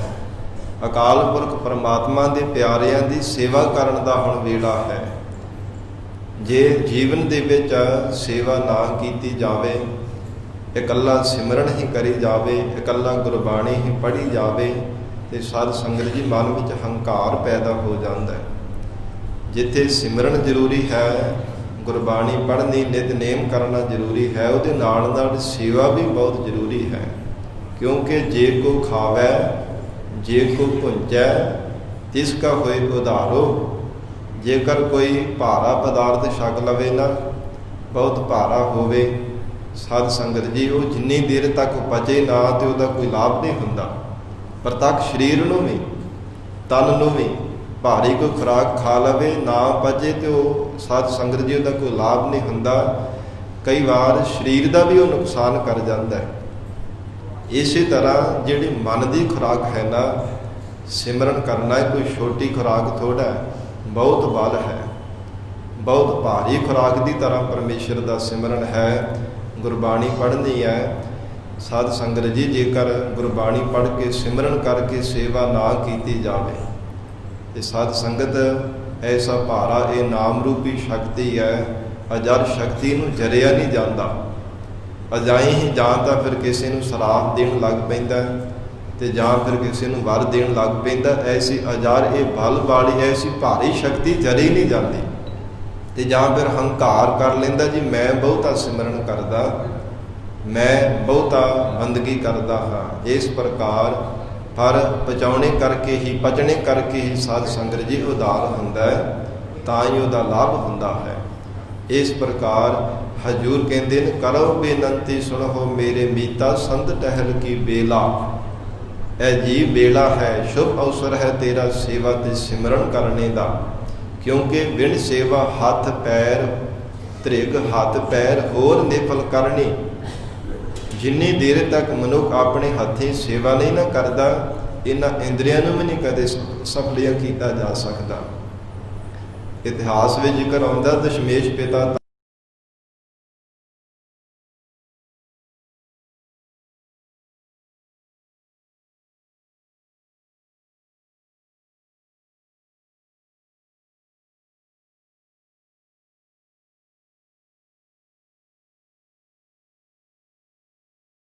ਨਿਆਰਿਆਂ ਦਾ ਪੁੱਤਰ ਸੀ। ਸਾਧ ਸੰਗਤ ਜੀ, ਉਹ ਬੜੇ ਸ਼ਾਹੂਕਾਰ, ਬਹੁਤੇ ਧਨ ਪਦਾਰਥਾਂ ਵਾਲੇ ਸਨ। ਕੋਈ ਹੋਰ ਸਿੰਘ ਨੇੜੇ ਨਾ ਹੋਣੇ ਕਰਕੇ ਉਹਦੀ ਕੰਨੀ ਆਵਾਜ਼ ਪਈ ਤੇ ਆ ਕੇ ਕਹਿਣ ਲੱਗਾ, ਮਹਾਰਾਜ ਮੈਂ ਜਲ ਲੈ ਕੇ ਆਵਦਾ। ਉਹ ਕਟੋਰਾ ਭਰ ਕੇ ਪਾਣੀ ਨੂੰ ਲੈ ਆਇਆ ਤੇ ਸਤਿਗੁਰੂ ਜੀ ਨੂੰ, ਮਹਾਰਾਜ ਸੱਚੇ ਪਾਤਸ਼ਾਹ ਜੀ ਨੂੰ ਫੜਾਇਆ। ਇਹ ਸਤਿਗੁਰੂ ਜੀ ਜਲ ਛਕ ਲਓ। ਅੰਤਰਜਾਮੀ ਮਹਾਰਾਜ ਸੱਚੇ ਪਾਤਸ਼ਾਹ ਨੇ ਕਟੋਰਾ ਤਾਂ ਫੜ ਲਿਆ ਉਹਦੇ ਹੱਥੋਂ ਤੇ ਕਹਿਣ ਲੱਗੇ, ਭਾਈ ਕੀ ਕਰਦਾ ਹੁੰਨਾ? ਕਹਿੰਦਾ ਜੀ ਮਹਾਰਾਜ ਤੁਹਾਡੀ ਬੜੀ ਕਿਰਪਾ, ਧਨ ਦੀ, ਪਦਾਰਥਾਂ ਦੀ, ਵਸਤੂਆਂ ਦੀ ਕਿਸੇ ਪ੍ਰਕਾਰ ਦੀ ਕੋਈ ਥੋੜ ਨਹੀਂ ਹੈ, ਕਿਸੇ ਪ੍ਰਕਾਰ ਕੋਈ ਘਾਟ ਨਹੀਂ, ਸਾਰੇ ਸੁੱਖ ਆਪ ਦੇ ਬਖਸ਼ੇ ਆ। ਘਰ ਦੇ ਵਿੱਚ ਵੀ ਨੌਕਰ ਚਾਕਰ ਨੇ, ਮਹਾਰਾਜ ਕਦੇ ਕੋਈ ਹੱਥੀਂ ਕੰਮ ਨਹੀਂ ਕਰਦਾ, ਕੋਈ ਲੋੜ ਹੀ ਨਹੀਂ ਪੈਂਦੀ, ਇੰਨੀਆਂ ਸੁੱਖ ਸਹੂਲਤਾਂ ਆਪ ਨੇ ਬਖਸ਼ੀਆਂ ਨੇ, ਇੰਨੀ ਤੁਹਾਡੀ ਕਿਰਪਾ ਹੈ। ਤੇ ਮਹਾਰਾਜ ਅੱਜ ਪਹਿਲਾ ਦਿਨ ਹੈ, ਨਾਲੇ ਹੱਸੀ ਜਾਵੇ ਨਾਲੇ ਬੇਨਤੀ ਕਰੀ ਜਾਵੇ, ਮਹਾਰਾਜ ਅੱਜ ਪਹਿਲਾ ਦਿਨ ਹੈ, ਮੈਂ ਆਪਣੇ ਹੱਥੀਂ ਤੁਹਾਨੂੰ ਇਹ ਜਲ ਛਕਾਉਣ ਦੀ ਸੇਵਾ ਕਰ ਰਿਹਾ ਹਾਂ। ਤੇ ਸਤਿਗੁਰੂ ਜੀ ਨੇ ਭਰਿਆ ਹੋਇਆ ਜਲ ਦਾ ਕਟੋਰਾ ਧਰਤੀ ਤੇ ਡੋਲ ਦਿੱਤਾ। ਕਹਿੰਦੇ ਇਹ ਜਲ ਅਪਵਿੱਤਰ ਹੋ ਗਿਆ। ਕਹਿਣ ਲੱਗਾ, ਹੈ ਮਹਾਰਾਜ ਇਹ ਕਿਵੇਂ ਹੋ ਸਕਦਾ? ਬਹੁਤ ਹੈਰਾਨ ਹੋਇਆ, ਇਹ ਸਤਿਗੁਰੂ ਜੀ ਇਹ ਕਿਵੇਂ ਹੋ ਸਕਦਾ? ਪਾਣੀ ਅਪਵਿੱਤਰ ਕਿਵੇਂ ਹੋ ਗਿਆ? ਹੱਥ ਧੋ ਕੇ ਤਾਂ ਮੈਂ ਕਟੋਰਾ ਭਰ ਕੇ ਲੈ ਆਇਆ। ਕਹਿੰਦੇ ਭਲਿਆ ਤੇਰੇ ਹੱਥ ਅਪਵਿੱਤਰ ਹੈ, ਸਰੀਰ ਤੇਰਾ ਅਪਵਿੱਤਰ ਹੈ, ਕਿਉਂਕਿ ਤੂੰ ਕਦੇ ਜੀਵਨ ਦੇ ਵਿੱਚ ਸੇਵਾ ਨਹੀਂ ਕੀਤੀ, ਇਹਨਾਂ ਹੱਥਾਂ ਦੇ ਨਾਲ ਕਦੇ ਸੇਵਾ ਨਹੀਂ ਕੀਤੀ, ਪੈਰਾਂ ਦੇ ਨਾਲ ਚੱਲ ਕੇ ਕਦੇ ਸਤ ਸੰਗਤ ਨਹੀਂ ਕੀਤੀ।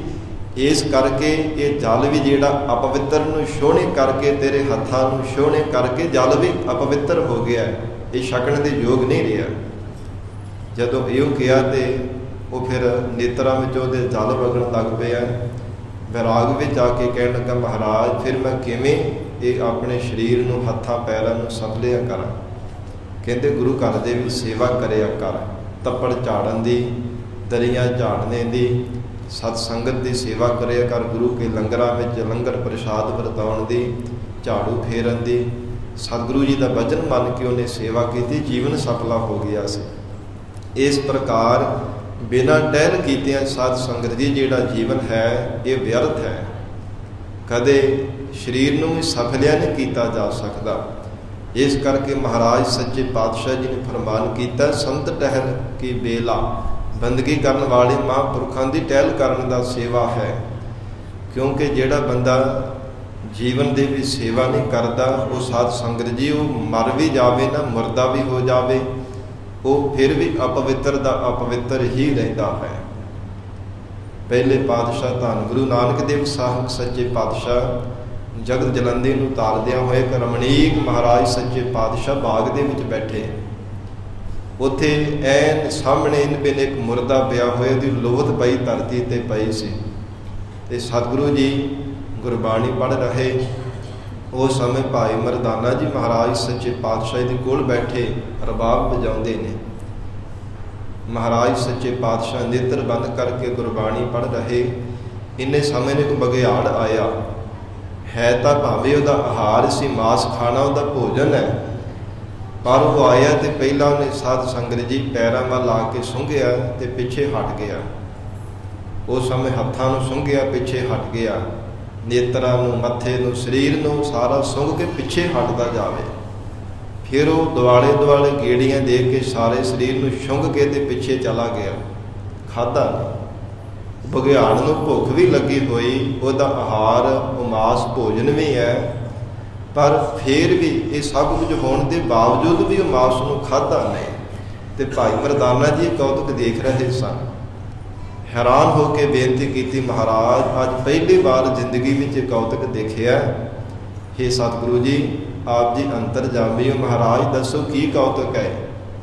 ਬਘਿਆੜ ਦਾ ਭੋਜਨ ਸੀਗਾ, ਮੁਰਦਾ ਪਿਆ ਹੋਇਆ, ਉਹਨੇ ਖਾਧਾ ਨਹੀਂ, ਸੁੰਘ ਕੇ ਪਿੱਛੇ ਚਲਾ ਗਿਆ। ਇਹਦਾ ਕਾਰਨ ਕੀ?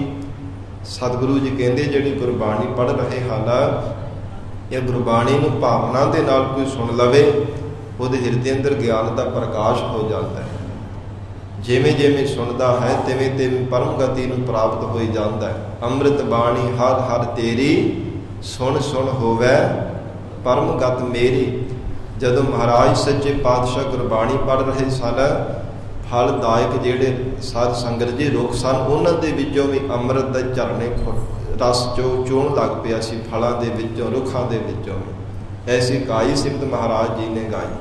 ਤੇ ਕਹਿੰਦੇ ਇਹ ਬਘਿਆੜ ਦੇ ਕੰਨੀ ਆਵਾਜ਼ ਪੈਣੇ ਕਰਕੇ ਇਹਨੂੰ ਪਿਛਲੇ ਜੀਵਨ ਦੀ ਸੋਝੀ ਆ ਗਈ ਸੀ ਕਿ ਮੈਂ ਇਹ ਮਾਸ ਖਾਣੇ ਕਰਕੇ ਹੀ ਮੈਂ ਇਸ ਜੂਨ ਨੂੰ ਪ੍ਰਾਪਤ ਹੋਇਆ, ਬਘਿਆੜ ਦੇ ਜੂਨ ਵਿੱਚ ਪਿਆ ਹਾਂ।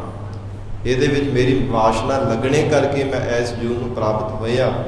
ਤੇ ਇੰਨੀ ਉਹਨੂੰ ਸੋਝੀ ਆ ਗਈ ਸੀ, ਇਤਨੀ ਜ਼ਿਆਦਾ ਉਹਦੇ ਹਿਰਦੇ ਅੰਦਰ ਗਿਆਨ ਦਾ ਪ੍ਰਕਾਸ਼ ਹੋ ਗਿਆ ਸੀਗਾ ਕਿ ਕਹਿਣ ਲੱਗਾ, ਜਦੋਂ ਪੈਰਾਂ ਨੂੰ ਸੁੰਘਿਆ ਤੇ ਕਹਿੰਦੇ ਪੈਰ ਅਪਵਿੱਤਰ ਹੈ। ਇਹਨਾਂ ਪੈਰਾਂ ਦੇ ਨਾਲ ਚੱਲ ਕੇ ਕਦੇ ਨੇ ਸਤ ਸੰਗਤ ਨਹੀਂ ਕੀਤੀ। ਹੱਥਾਂ ਨੂੰ ਸੁੰਘਿਆ, ਖਾਣ ਲੱਗਾ ਤੇ ਦੇਖਿਆ ਕਿ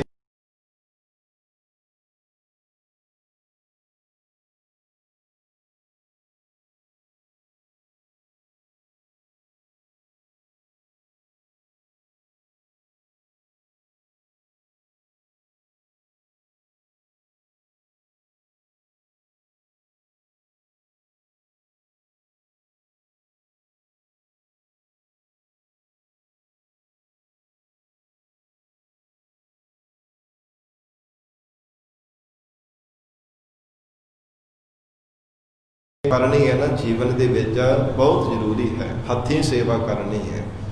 ਮਹਾਰਾਜ ਸੱਚੇ ਪਾਤਸ਼ਾਹ ਕਹਿੰਦੇ ਹੈ, ਸੰਤ ਟਹਿਲ ਕੀ ਬੇਲਾ, ਇਹ ਜੀਵ ਹੁਣ ਵੇਲਾ ਹੈ।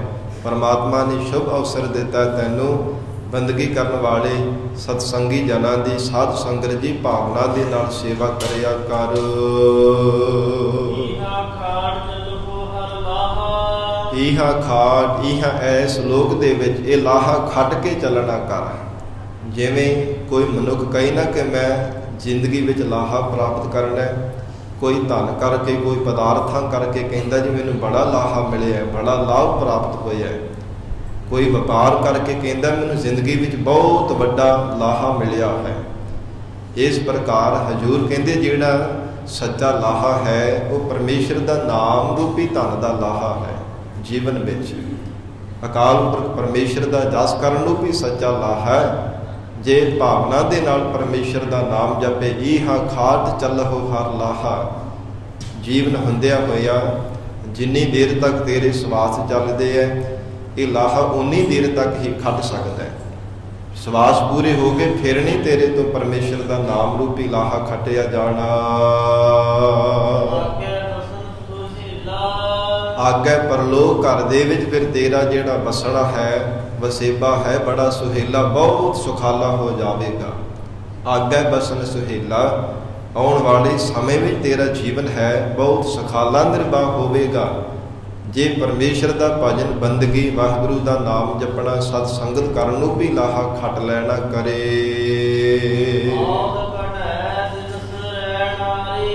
ਸਿੱਖ ਬੇਨਤੀ ਕਰ ਰਹੇ ਨੇ ਸਤਿਗੁਰਾਂ ਨੂੰ, ਮਹਾਰਾਜ ਆਪ ਜੀ ਜ਼ੋਰਦਾਰ ਕਿਉਂ, ਜ਼ੋਰ ਪਾ ਕਰਕੇ ਮਹਾਰਾਜ ਕਿਉਂ ਬਚਨ ਕਰ ਰਹੇ ਹੋ ਕਿ ਅੱਗੇ ਬੜਾ ਸੁਹੇਲਾ ਹੋਵੇਗਾ। ਤੇ ਸਤਿਗੁਰੂ ਜੀ ਕਹਿੰਦੇ ਔਤ ਘਟ ਹੈ ਦਿਨ ਸੋ ਰਹਿਣ ਆਰੇ, ਕਹਿੰਦੇ ਕਿ ਜਿਹੜੀ ਅਵਸਥਾ ਰੂਪੇ ਰਹਿਣਾ ਨਾ ਘਟਦੀ ਜਾ ਰਹੀ ਹੈ। ਦਿਨ ਤੇ ਪਹਿਰ, ਪਹਿਰ ਤੇ ਘੜੀਆਂ ਆਪ ਘਟੈ ਤਨ ਛੀਜੈ। ਦਿਨ ਪ੍ਰਤੀ ਦਿਨ ਜੀਵ ਦੀ ਉਮਰਾਂ ਘਟਦੀ ਜਾ ਰਹੀ ਹੈ। ਇਸ ਪ੍ਰਕਾਰ ਕਦੇ ਦਿਨ ਚੜ ਗਿਆ ਫਿਰ ਰਾਤ ਪੈ ਗਈ, ਫਿਰ ਦਿਨ ਚੜ ਗਿਆ ਫਿਰ ਰਾਤ ਹੋ ਗਈ। ਇਹ ਜਾਣਨਾ ਕਰੋ ਕਿ ਉਹਦਾ ਜੋ ਉਮਰਾ ਇਹ ਦਿਨ ਬਰ ਦਿਨ ਘਟਦੀ ਹੀ ਜਾ ਰਹੀ ਹੈ।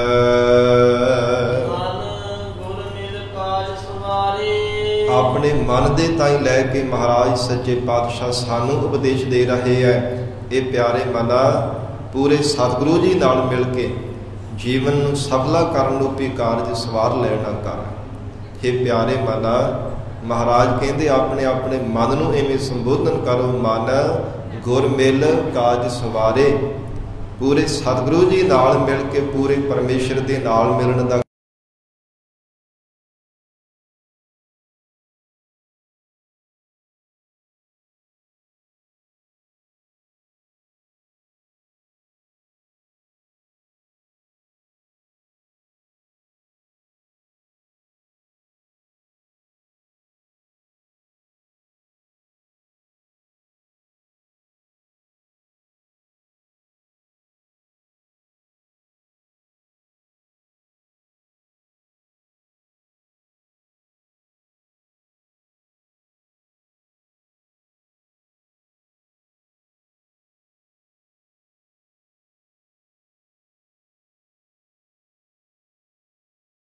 ਫਿਰ ਉਹ ਕਾਰਜ ਦੇ ਵਿੱਚ ਵਿਕਾਰਾਂ ਰੂਪੀ ਇਹ ਜਿਹੜੇ ਬਾਰ-ਬਾਰ ਦੋਸ਼ ਪਾਉਣ ਵਾਲੇ ਇਹ ਵੀ ਕੋਈ ਵਿਘਨ ਨਹੀਂ ਪਾ ਸਕਣਗੇ। ਇਹ ਜਿਹੜੇ ਮਹਾਰਾਜ ਸੱਚੇ ਪਾਤਸ਼ਾਹ ਕਹਿੰਦੇ ਤੇਰੇ ਦੁਸ਼ਮਣ ਹੈ, ਕਿਉਂਕਿ ਦੁਸ਼ਮਣ ਦਾ ਹੀ ਸੁਭਾਅ ਹੁੰਦਾ ਹੈ ਬਣਦੇ ਹੋ ਕਾਰਜ ਦੇ ਵਿੱਚ ਵਿਘਨ ਪਾਉਣਾ। ਕੋਈ ਸਖਾ ਸੰਬੰਧੀ ਪਿਆਰ ਵਾਲਾ ਮਿੱਤਰ ਥੋੜਾ ਹੀ ਕੰਮ ਕਰਦਾ, ਉਹ ਸਗੋਂ ਉਹ ਜੋੜਨ ਦਾ ਯਤਨ ਕਰਦਾ, ਉਹ ਸਗੋਂ ਅਗਲੇ ਦੀ ਸਹਾਇਤਾ ਕਰਨ ਦਾ ਯਤਨ ਕਰਦਾ ਹੈ। ਵਿਘਨ ਪੈਂਦੇ ਹੋਏ ਵਿੱਚ ਸਹਾਇਕ ਹੋ ਕੇ ਉਹਨੂੰ ਚੰਗਾ ਕਰਨ ਦਾ ਯਤਨ ਕਰਦਾ। ਦੁਸ਼ਮਣ ਦਾ ਹੀ ਸੁਭਾਅ ਹੁੰਦਾ ਕਿ ਵਿਗਾੜਨਾ, ਇਹਨੂੰ ਛਿੜਕੜਾਉਣਾ। ਤੇ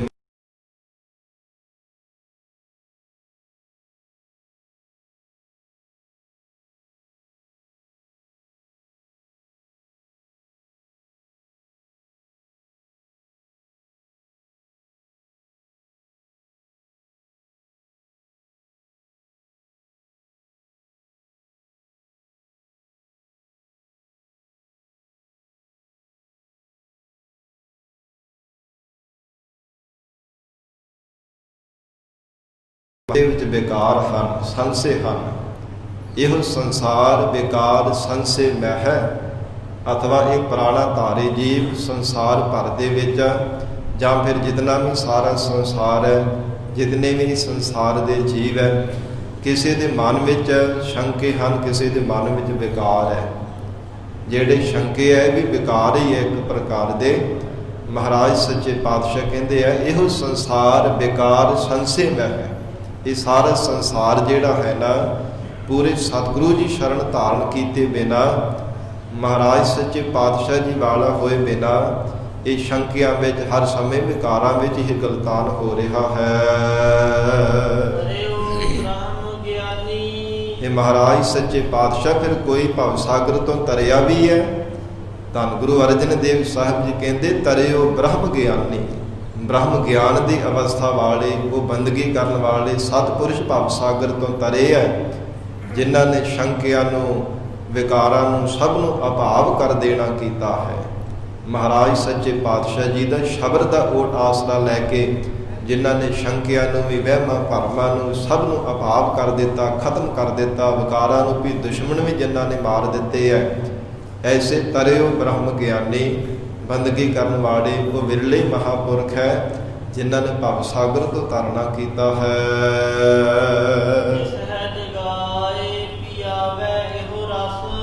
ਸੰਸਾਰ ਸਭ ਜਿਹੜਾ ਹੈ ਇਹ ਅਵਿਦਿਆ ਦੀ ਨਿੰਦਰਾ ਵਿੱਚ ਘੁੱਪ ਸੁੱਤਾ ਪਿਆ ਹੈ।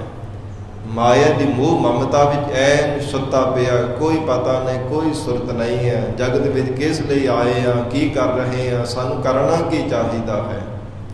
ਮਹਾਰਾਜ ਸੱਚੇ ਪਾਤਸ਼ਾਹ ਕਹਿੰਦੇ ਪੂਰਾ ਪਰਮਾਤਮਾ ਅਕਾਲ ਪੁਰਖ ਵਾਹਿਗੁਰੂ ਜਿਸ ਜੀਵ ਤੇ ਕਿਰਪਾ ਕਰ ਦੇਵੇ, ਜਿਸ ਇਹ ਜਗਾਏ ਪੀ ਆਵੇ ਇਹੋ ਰਸ।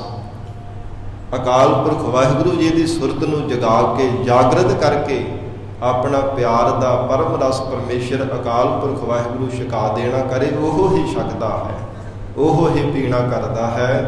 ਨਹੀਂ ਤਾਂ ਜੀਵ ਦੇ ਆਪਣੀ ਵੱਸ ਦੀ ਗੱਲ ਨਹੀਂ ਹੈ। ਤੇ ਜਾਗਦੇ ਕੌਣ ਹੈ? ਜੋ ਪਰਮੇਸ਼ਰ ਦਾ ਨਾਮ ਜਪਦੇ ਹੈ। ਹਜੂਰ ਦੇ ਬਚਨ ਆਉਂਦੇ ਆ ਨਾ, ਸੁਤੜੇ ਅਸੰਖ ਮਾਇਆ ਝੂਠੀ ਕਾਰਨੇ। ਅਸੰਖ ਕਹੀਏ ਕਿ ਅਣਗਿਣਤ ਹੀ ਜੀਵ ਸੰਸਾਰ ਭਰ ਦੇ ਸੁੱਤੇ ਪਏ ਆ ਮਾਇਆ ਦੀ ਮੋਹ ਮਮਤਾ ਦੀ ਨੀਂਦਰਾ ਵਿੱਚ।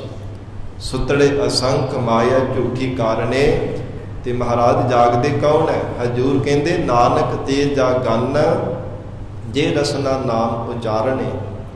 ਜੋ ਰਸਨਾ ਤੋਂ ਵਾਹਿਗੁਰੂ ਦਾ ਨਾਮ ਦਾ ਉਚਾਰਨ ਕਰਦੇ ਹੈ, ਭਾਵਨਾ ਦੇ ਨਾਲ ਵਾਹਿਗੁਰੂ ਦੀ ਯਾਦ ਵਿੱਚ ਜੁੜੇ ਰਹਿੰਦੇ, ਉਹ ਜਾਗਰਤ ਅਵਸਥਾ ਵਿੱਚ ਰਹਿੰਦੇ ਆ। ਉਹ ਜਾਗਣ ਵਾਲੇ ਹੀ ਪਰਮਾਤਮਾ ਦੇ ਪਰਮ ਰਸ ਨੂੰ ਪੀਂਦੇ ਹਨ। ਪਰਮਾਤਮਾ ਦੀ ਜੋ ਅਕਥ ਕਥਾ ਹੈ, ਜਿਸ ਨੂੰ ਕਥਨ ਨਹੀਂ ਕੀਤਾ ਜਾ ਸਕਦਾ, ਅਚੰਭੇ ਦੀ, ਹੈਰਾਨ ਕਰ ਦੇਣ ਵਾਲੀ ਪਰਮੇਸ਼ਰ ਦੀ ਅਚਰਜ ਕਥਾ ਹੈ, ਉਹਨਾਂ ਗੁਰਮੁਖਾਂ ਨੇ ਜਾਣੀ ਹੈ ਜਿਨ੍ਹਾਂ ਨੂੰ ਪਰਮਾਤਮਾ ਨੇ ਅਵਿਦਿਆ ਰੂਪ ਨਿੰਦਰਾ ਵਿੱਚ ਸੁੱਤਿਆ ਹੋਇਆਂ ਨੂੰ ਜਾਗਰਤ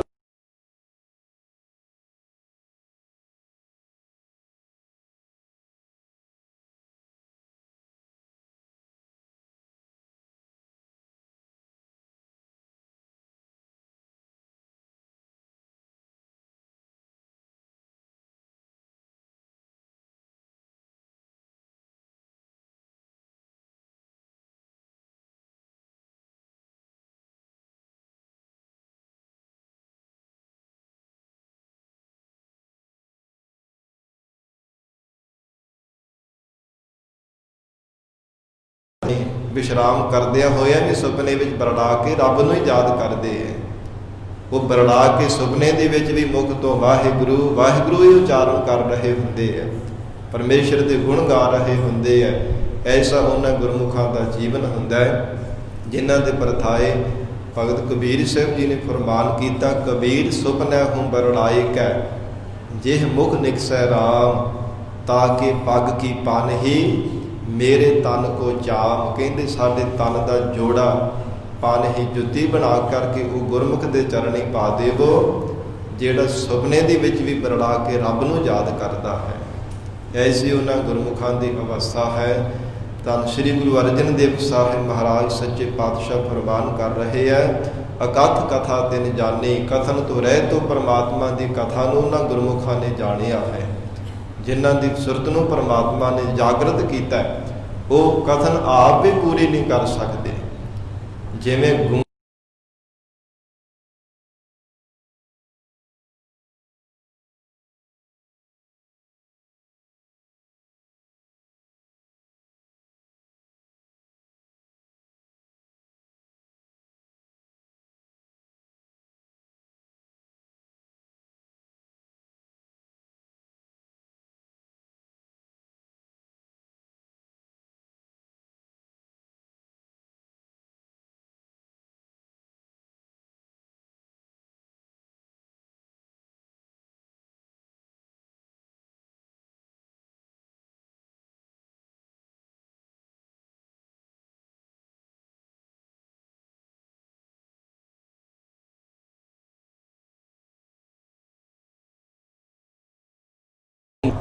ਉਹ ਕੁਝ ਖਰੀਦਣਾ ਕਰੋ ਜੋ ਖਰੀਦਣ ਵਾਸਤੇ ਆਏ ਹੋ।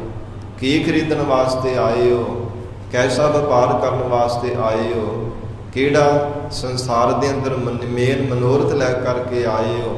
ਮਹਾਰਾਜ ਸੱਚੇ ਪਾਤਸ਼ਾਹ ਕਹਿੰਦੇ ਆ ਨਾ, ਭਈ ਪ੍ਰਾਪਤ ਮਾਨੁਖ ਦੇ ਹੁਰੀਆ, ਗੋਬਿੰਦ ਮਿਲਣ ਕੀ ਇਹ ਤੇਰੀ ਬਰੀਆ। ਇਹ ਜੋ ਪ੍ਰਮਾਤਮਾ ਦੇ ਨਾਲ ਮਿਲਣ ਦੀ ਵਾਰੀ ਹੈ, ਐਸਾ ਅਕਾਲ ਪੁਰਖ ਵਾਹਿਗੁਰੂ ਪਰਮੇਸ਼ਰ ਦੇ ਸਰੂਪ ਨੂੰ ਜੋ ਖਰੀਦਣਾ ਹੈ, ਮਨ ਬਾਣੀ ਸਰੀਰ ਅਰਪਣ ਕਰਕੇ, ਆਪਣਾ ਮਨ ਇਹਦੇ ਵੱਡੇ ਸੱਟੇ ਦੇ ਕੇ ਪਰਮੇਸ਼ਰ ਦੇ ਨਾਮ ਰੂਪ ਵਸਤੂ, ਅਮੋਲਕ ਵਸਤੂ ਪਦਾਰਥ ਨੂੰ ਜੋ ਖਰੀਦਣਾ ਹੈ।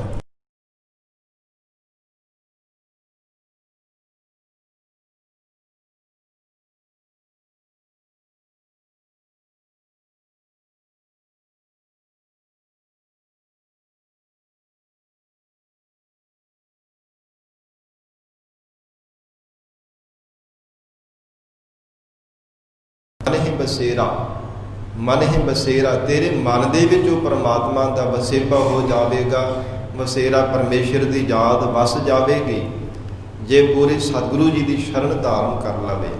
ਇੱਕ ਮਨ ਵਿੱਚ ਭਾਵਨਾ ਧਾਰਨ ਕਰਕੇ ਗੁਰੂ ਚਰਨਾਂ ਵਿੱਚ ਆ ਜਾਵੇ, ਮਹਾਰਾਜ ਹਮ ਭੀਖਕ ਭੇਖਾਰੀ ਤੇਰੇ, ਤੂੰ ਨਿਜ ਪਤ ਹੈ ਦਾਤਾ। ਹੋ ਦਇਆਲ ਨਾਮ ਦੇਹੁ ਮੰਗਤ ਜਨ ਕਉ, ਸਦਾ ਰਹੋ ਰੰਗ ਰਾਤਾ। ਵਿਸਰ ਨਾਹੀ ਦਾਤਾਰ ਆਪਣਾ ਨਾਮ ਦੇਹੋ, ਗੁਣ ਗਾਵਾਂ ਦਿਨ ਰਾਤ ਨਾਨਕ ਚਾਉ ਇਹੋ। ਇਹ ਭਾਵਨਾ ਦੇ ਨਾਲ ਗੁਰੂ ਚਰਨਾਂ ਵਿੱਚ ਅਰਪਣ ਕਰਕੇ, ਮਨ ਬਾਣੀ ਸਰੀਰ ਅਰਪਣ ਕਰਕੇ ਬੇਨਤੀ ਕਰੇ, ਹਰ ਗੁਰ ਤੇ ਮਨਿ ਬਸੇਰਾ। ਪੂਰੇ ਸਤਿਗੁਰੂ ਜੀ ਦੁਆਰਾ ਪਰਮੇਸ਼ਰ ਦੀ ਯਾਦ ਹਿਰਦੇ ਅੰਦਰ ਵਸ ਜਾਵੇਗੀ। ਨਿਜ ਘਰ ਮਹਿਲ ਪਾਵਹੁ ਸੁਖ ਸਹਜੇ। ਹਜੂਰ ਕਹਿੰਦੇ ਨਿਜ ਘਰ ਮਹਿਲ ਪਾਵਹੁ ਸੁਖ ਸਹਜੇ। ਸਹਿਜੇ ਗਿਆਨ ਦੁਆਰਾ, ਸਹਿਜੇ ਸ਼ਾਂਤੀ ਦੁਆਰਾ, ਸਹਿਜੇ ਸੁਧੇ ਸਿਧ ਹੀ ਅਕਾਲ ਪੁਰਖ ਵਾਹਿਗੁਰੂ ਦੇ ਸਰੂਪ ਰੂਪੀ ਮਹਿਲ ਦੀ ਪ੍ਰਾਪਤੀ ਹੋ ਜਾਵੇਗੀ। ਨਿਜ ਘਰ ਜੋ ਅੰਤਸ਼ਕਰਨ ਹੈ, ਨਿਜ ਘਰ ਜਿਹੜਾ ਆਪਣਾ ਘਰ ਹੈ, ਉਹ ਕਿਹੜਾ ਹੈ? ਪਰਮਾਤਮਾ ਦਾ ਸਰੂਪ ਰੂਪੀ ਘਰ ਹੈ। ਲੋਕ ਦਾ ਇਹ ਪਰਾਇਆ ਲੋਕ ਹੀ ਹੈ ਨਾ, ਸੰਸਾਰ ਵਿੱਚ ਸਦਾ ਵਾਸਤੇ ਥੋੜਾ ਰਹਿਣਾ ਹੈ। ਜੇ ਪਰਮਾਤਮਾ ਵਾਹਿਗੁਰੂ ਦੇ ਸਰੂਪ ਰੂਪੀ ਘਰ ਦੀ ਪ੍ਰਾਪਤੀ ਹੋ ਜਾਵੇ, ਉੱਥੋਂ ਫਿਰ ਦੁਬਾਰਾ ਨਹੀਂ ਕਿਤੇ ਜਾਣਾ ਪੈਂਦਾ। ਰੱਬ ਦੇ ਨਾਲ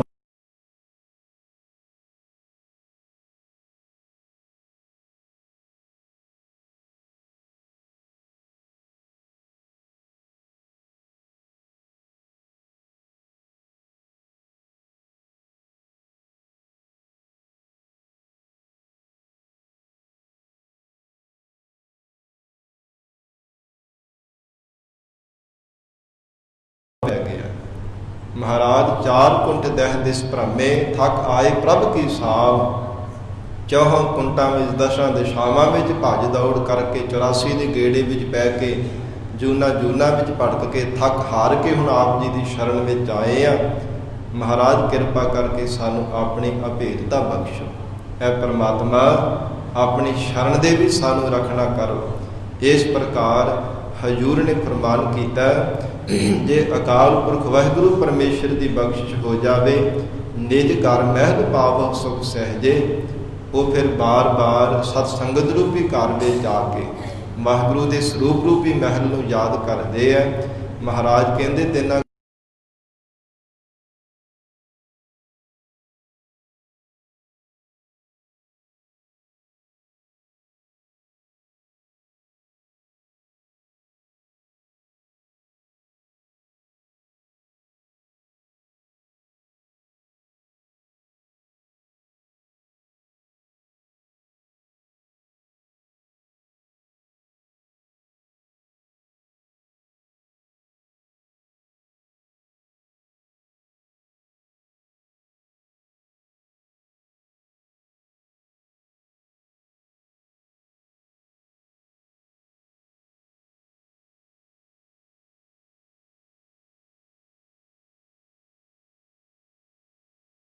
ਜੰਮਣ ਤੇ ਮਰਨ ਦੀ ਫੇਰੀ ਪੈਂਦੀ ਹੈ।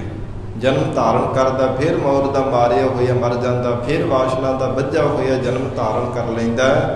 ਜੇ ਇੱਕ ਵਾਰ ਨਿਜ ਸਰੂਪ ਵਾਹਿਗੁਰੂ ਦੇ ਸਰੂਪ ਰੂਪੀ ਮਹਿਲ ਦੀ ਪ੍ਰਾਪਤੀ ਹੋ ਗਈ ਤੇ ਹਜੂਰ ਕਹਿੰਦੇ ਬਾਹੁਰ ਨਾ ਹੋਏ ਕੋ ਫੇਰਾ। ਇਹ ਜੀ ਫਿਰ ਦੁਬਾਰਾ ਨਹੀਂ ਸੰਸਾਰ ਦੇ ਵਿੱਚ ਜੰਮਣ ਰੂਪੀ ਫੇਰਾ ਹੋਵੇਗਾ। ਉਸ ਪਰਮਾਤਮਾ ਦੇ ਚਰਨਾਂ ਵਿੱਚ ਬੇਨਤੀ ਕਰੀਏ, ਇਹ ਅੰਤਰਜਾਮੀ, ਇਹ ਪੁਰਖ ਪ੍ਰਸ਼ਾਰਤ ਕਰਨ ਵਾਲੇ ਕੁੱਪੋਂ ਆਦਿਕ ਨਰਕਾਂ ਵਿੱਚੋਂ ਰੱਖਿਆ ਕਰਨ ਵਾਲੇ ਵਿਧਾਤੇ ਫਲ ਪ੍ਰਦਾਤੇ ਹੈ ਪਰਮੇਸ਼ਰ ਜੀ। ਸਰਦਾ ਮਨ ਕੀ ਪੂਰੇ। ਹੈ ਪਰਮਾਤਮਾ ਜੀ, ਸਾਡੇ ਮਨ ਦੀ ਸ਼ਰਧਾ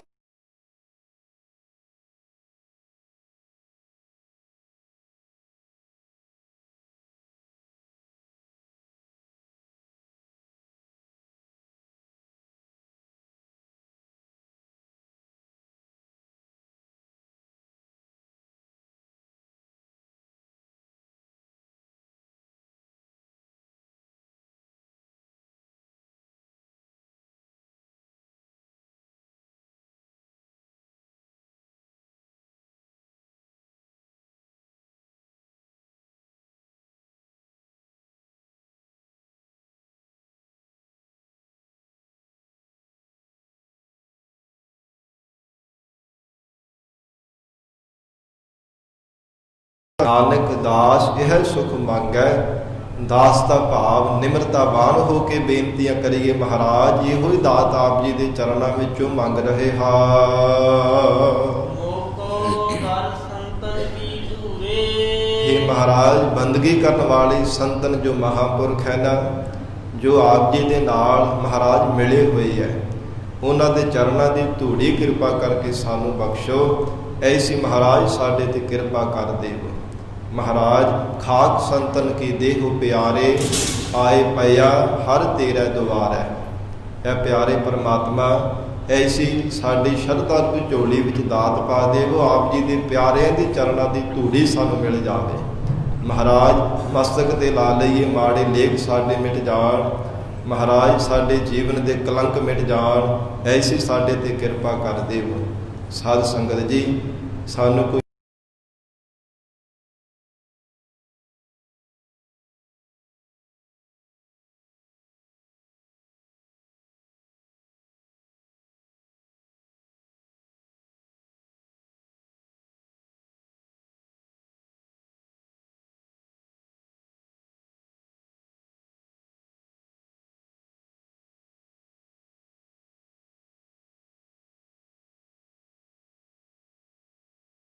ਹੈ, ਸਰਸਵਤੀ ਹੈ, ਜਿਤਨੀਆਂ ਵੀ ਸਾਧ ਸੰਗਤ ਜੀ ਸ਼੍ਰੋਮਣੀਆਂ ਇਹ ਨਦੀਆਂ ਹਨ, ਇਹ ਸਭ ਮਿਲ ਕਰਕੇ ਬਾਰ-ਬਾਰ ਲੋਚਦੀਆਂ ਹਨ ਕਿ ਬੰਦਗੀ ਕਰਨ ਵਾਲੇ ਸਾਧੂ ਦੀ ਮਹਾਂਪੁਰਖ ਦੇ ਚਰਨਾਂ ਦੀ ਧੂੜ ਸਾਨੂੰ ਮਿਲ ਜਾਵੇ।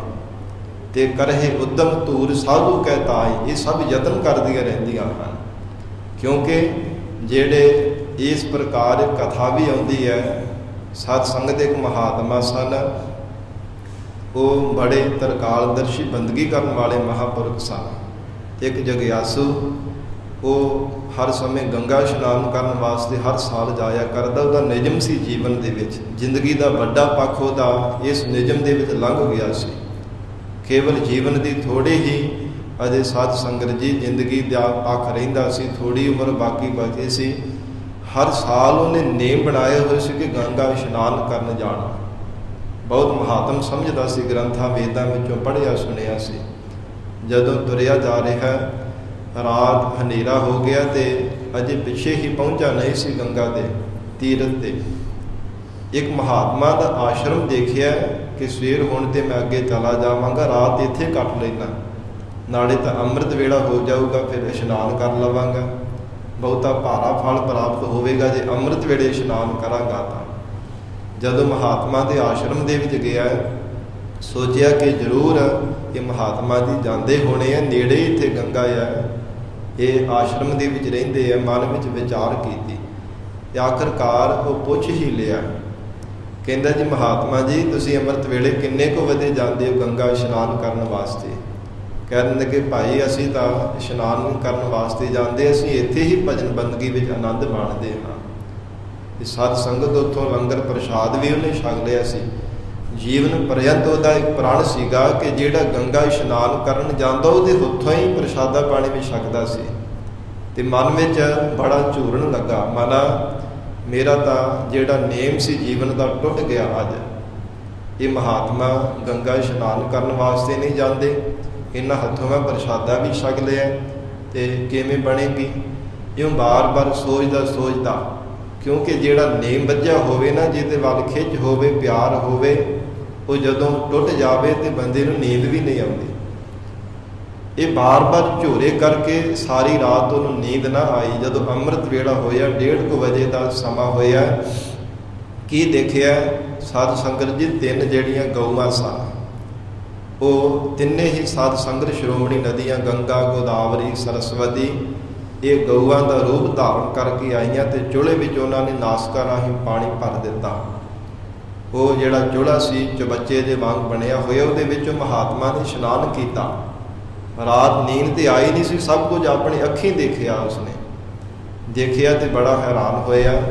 ਫਿਰ ਉਹ ਪੁੱਛਣ ਲੱਗਾ, ਨੇੜੇ ਜਾ ਕਰਕੇ ਕਿਹਾ, ਕਹਿੰਦੇ ਅਸੀਂ ਜੋ ਗੰਗਾ ਹੈ, ਕਹਿੰਦੀ ਗੋਦਾਵਰੀ ਹੈ ਕਿ ਸਰਸਵਤੀ, ਕਹਿੰਦੀ ਅਸੀਂ ਦੇਵੀਆਂ ਹਾਂ, ਇੱਥੇ ਕਿਉਂ ਆਏ ਹੋ?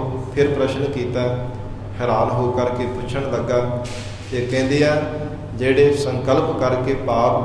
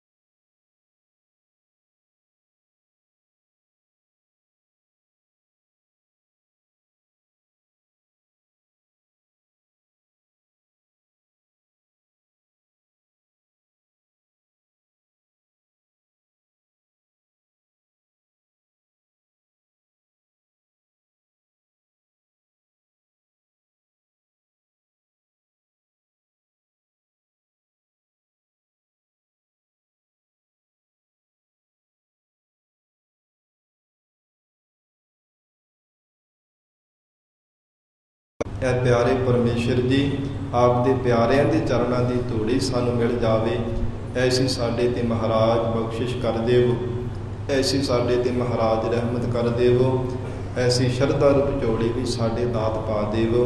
ਮਹਾਰਾਜ ਸੱਚੇ ਪਾਤਸ਼ਾਹ ਸਤਿਗੁਰੂ ਜੀ ਬਖਸ਼ਿਸ਼ ਕਰਨ, ਪਾਵਨ ਉਪਦੇਸ਼ ਸਾਡੇ ਹਿਰਦਿਆਂ ਅੰਦਰ ਵਸ ਜਾਵੇ, ਗੁਰੂ ਬਚਨਾਂ ਦੀ ਕਮਾਈ ਕਰਕੇ ਜੀਵਨ ਸਫਲਾ ਬਣਾ ਸਕੀਏ ਜੀ। ਪਾਵਨ ਗੁਰਬਾਣੀ ਦੇ ਵਿਚਾਰ ਕਰਦਿਆਂ ਹੋਈਆਂ ਬੇਅੰਤ ਭੁੱਲਾਂ ਦੀ ਖਿਮਾ, ਧੰਨ ਸ੍ਰੀ ਗੁਰੂ ਗ੍ਰੰਥ ਸਾਹਿਬ ਮਹਾਰਾਜ ਆਪ ਸੰਗਤ ਬਖਸ਼ਣਹਾਰ ਹੋ, ਅਗਾਹ ਵਾਸਤੇ ਅਸੀਸ ਪਿਆਰ ਬਖਸ਼ਿਸ਼ ਕਰਨਾ ਜੀ। ਦੇਹੋ ਸੱਜਣ ਅਸੀਸੜੀਆ, ਜਿਉ ਹੋਵੈ ਸਾਹਿਬ ਸਿਓ ਮੇਲ।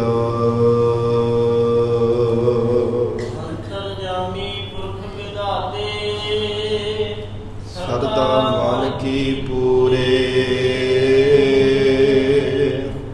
ਨਾਨਕ ਦਾਸ ਇਹ ਸੁਖ ਮੰਗੈ,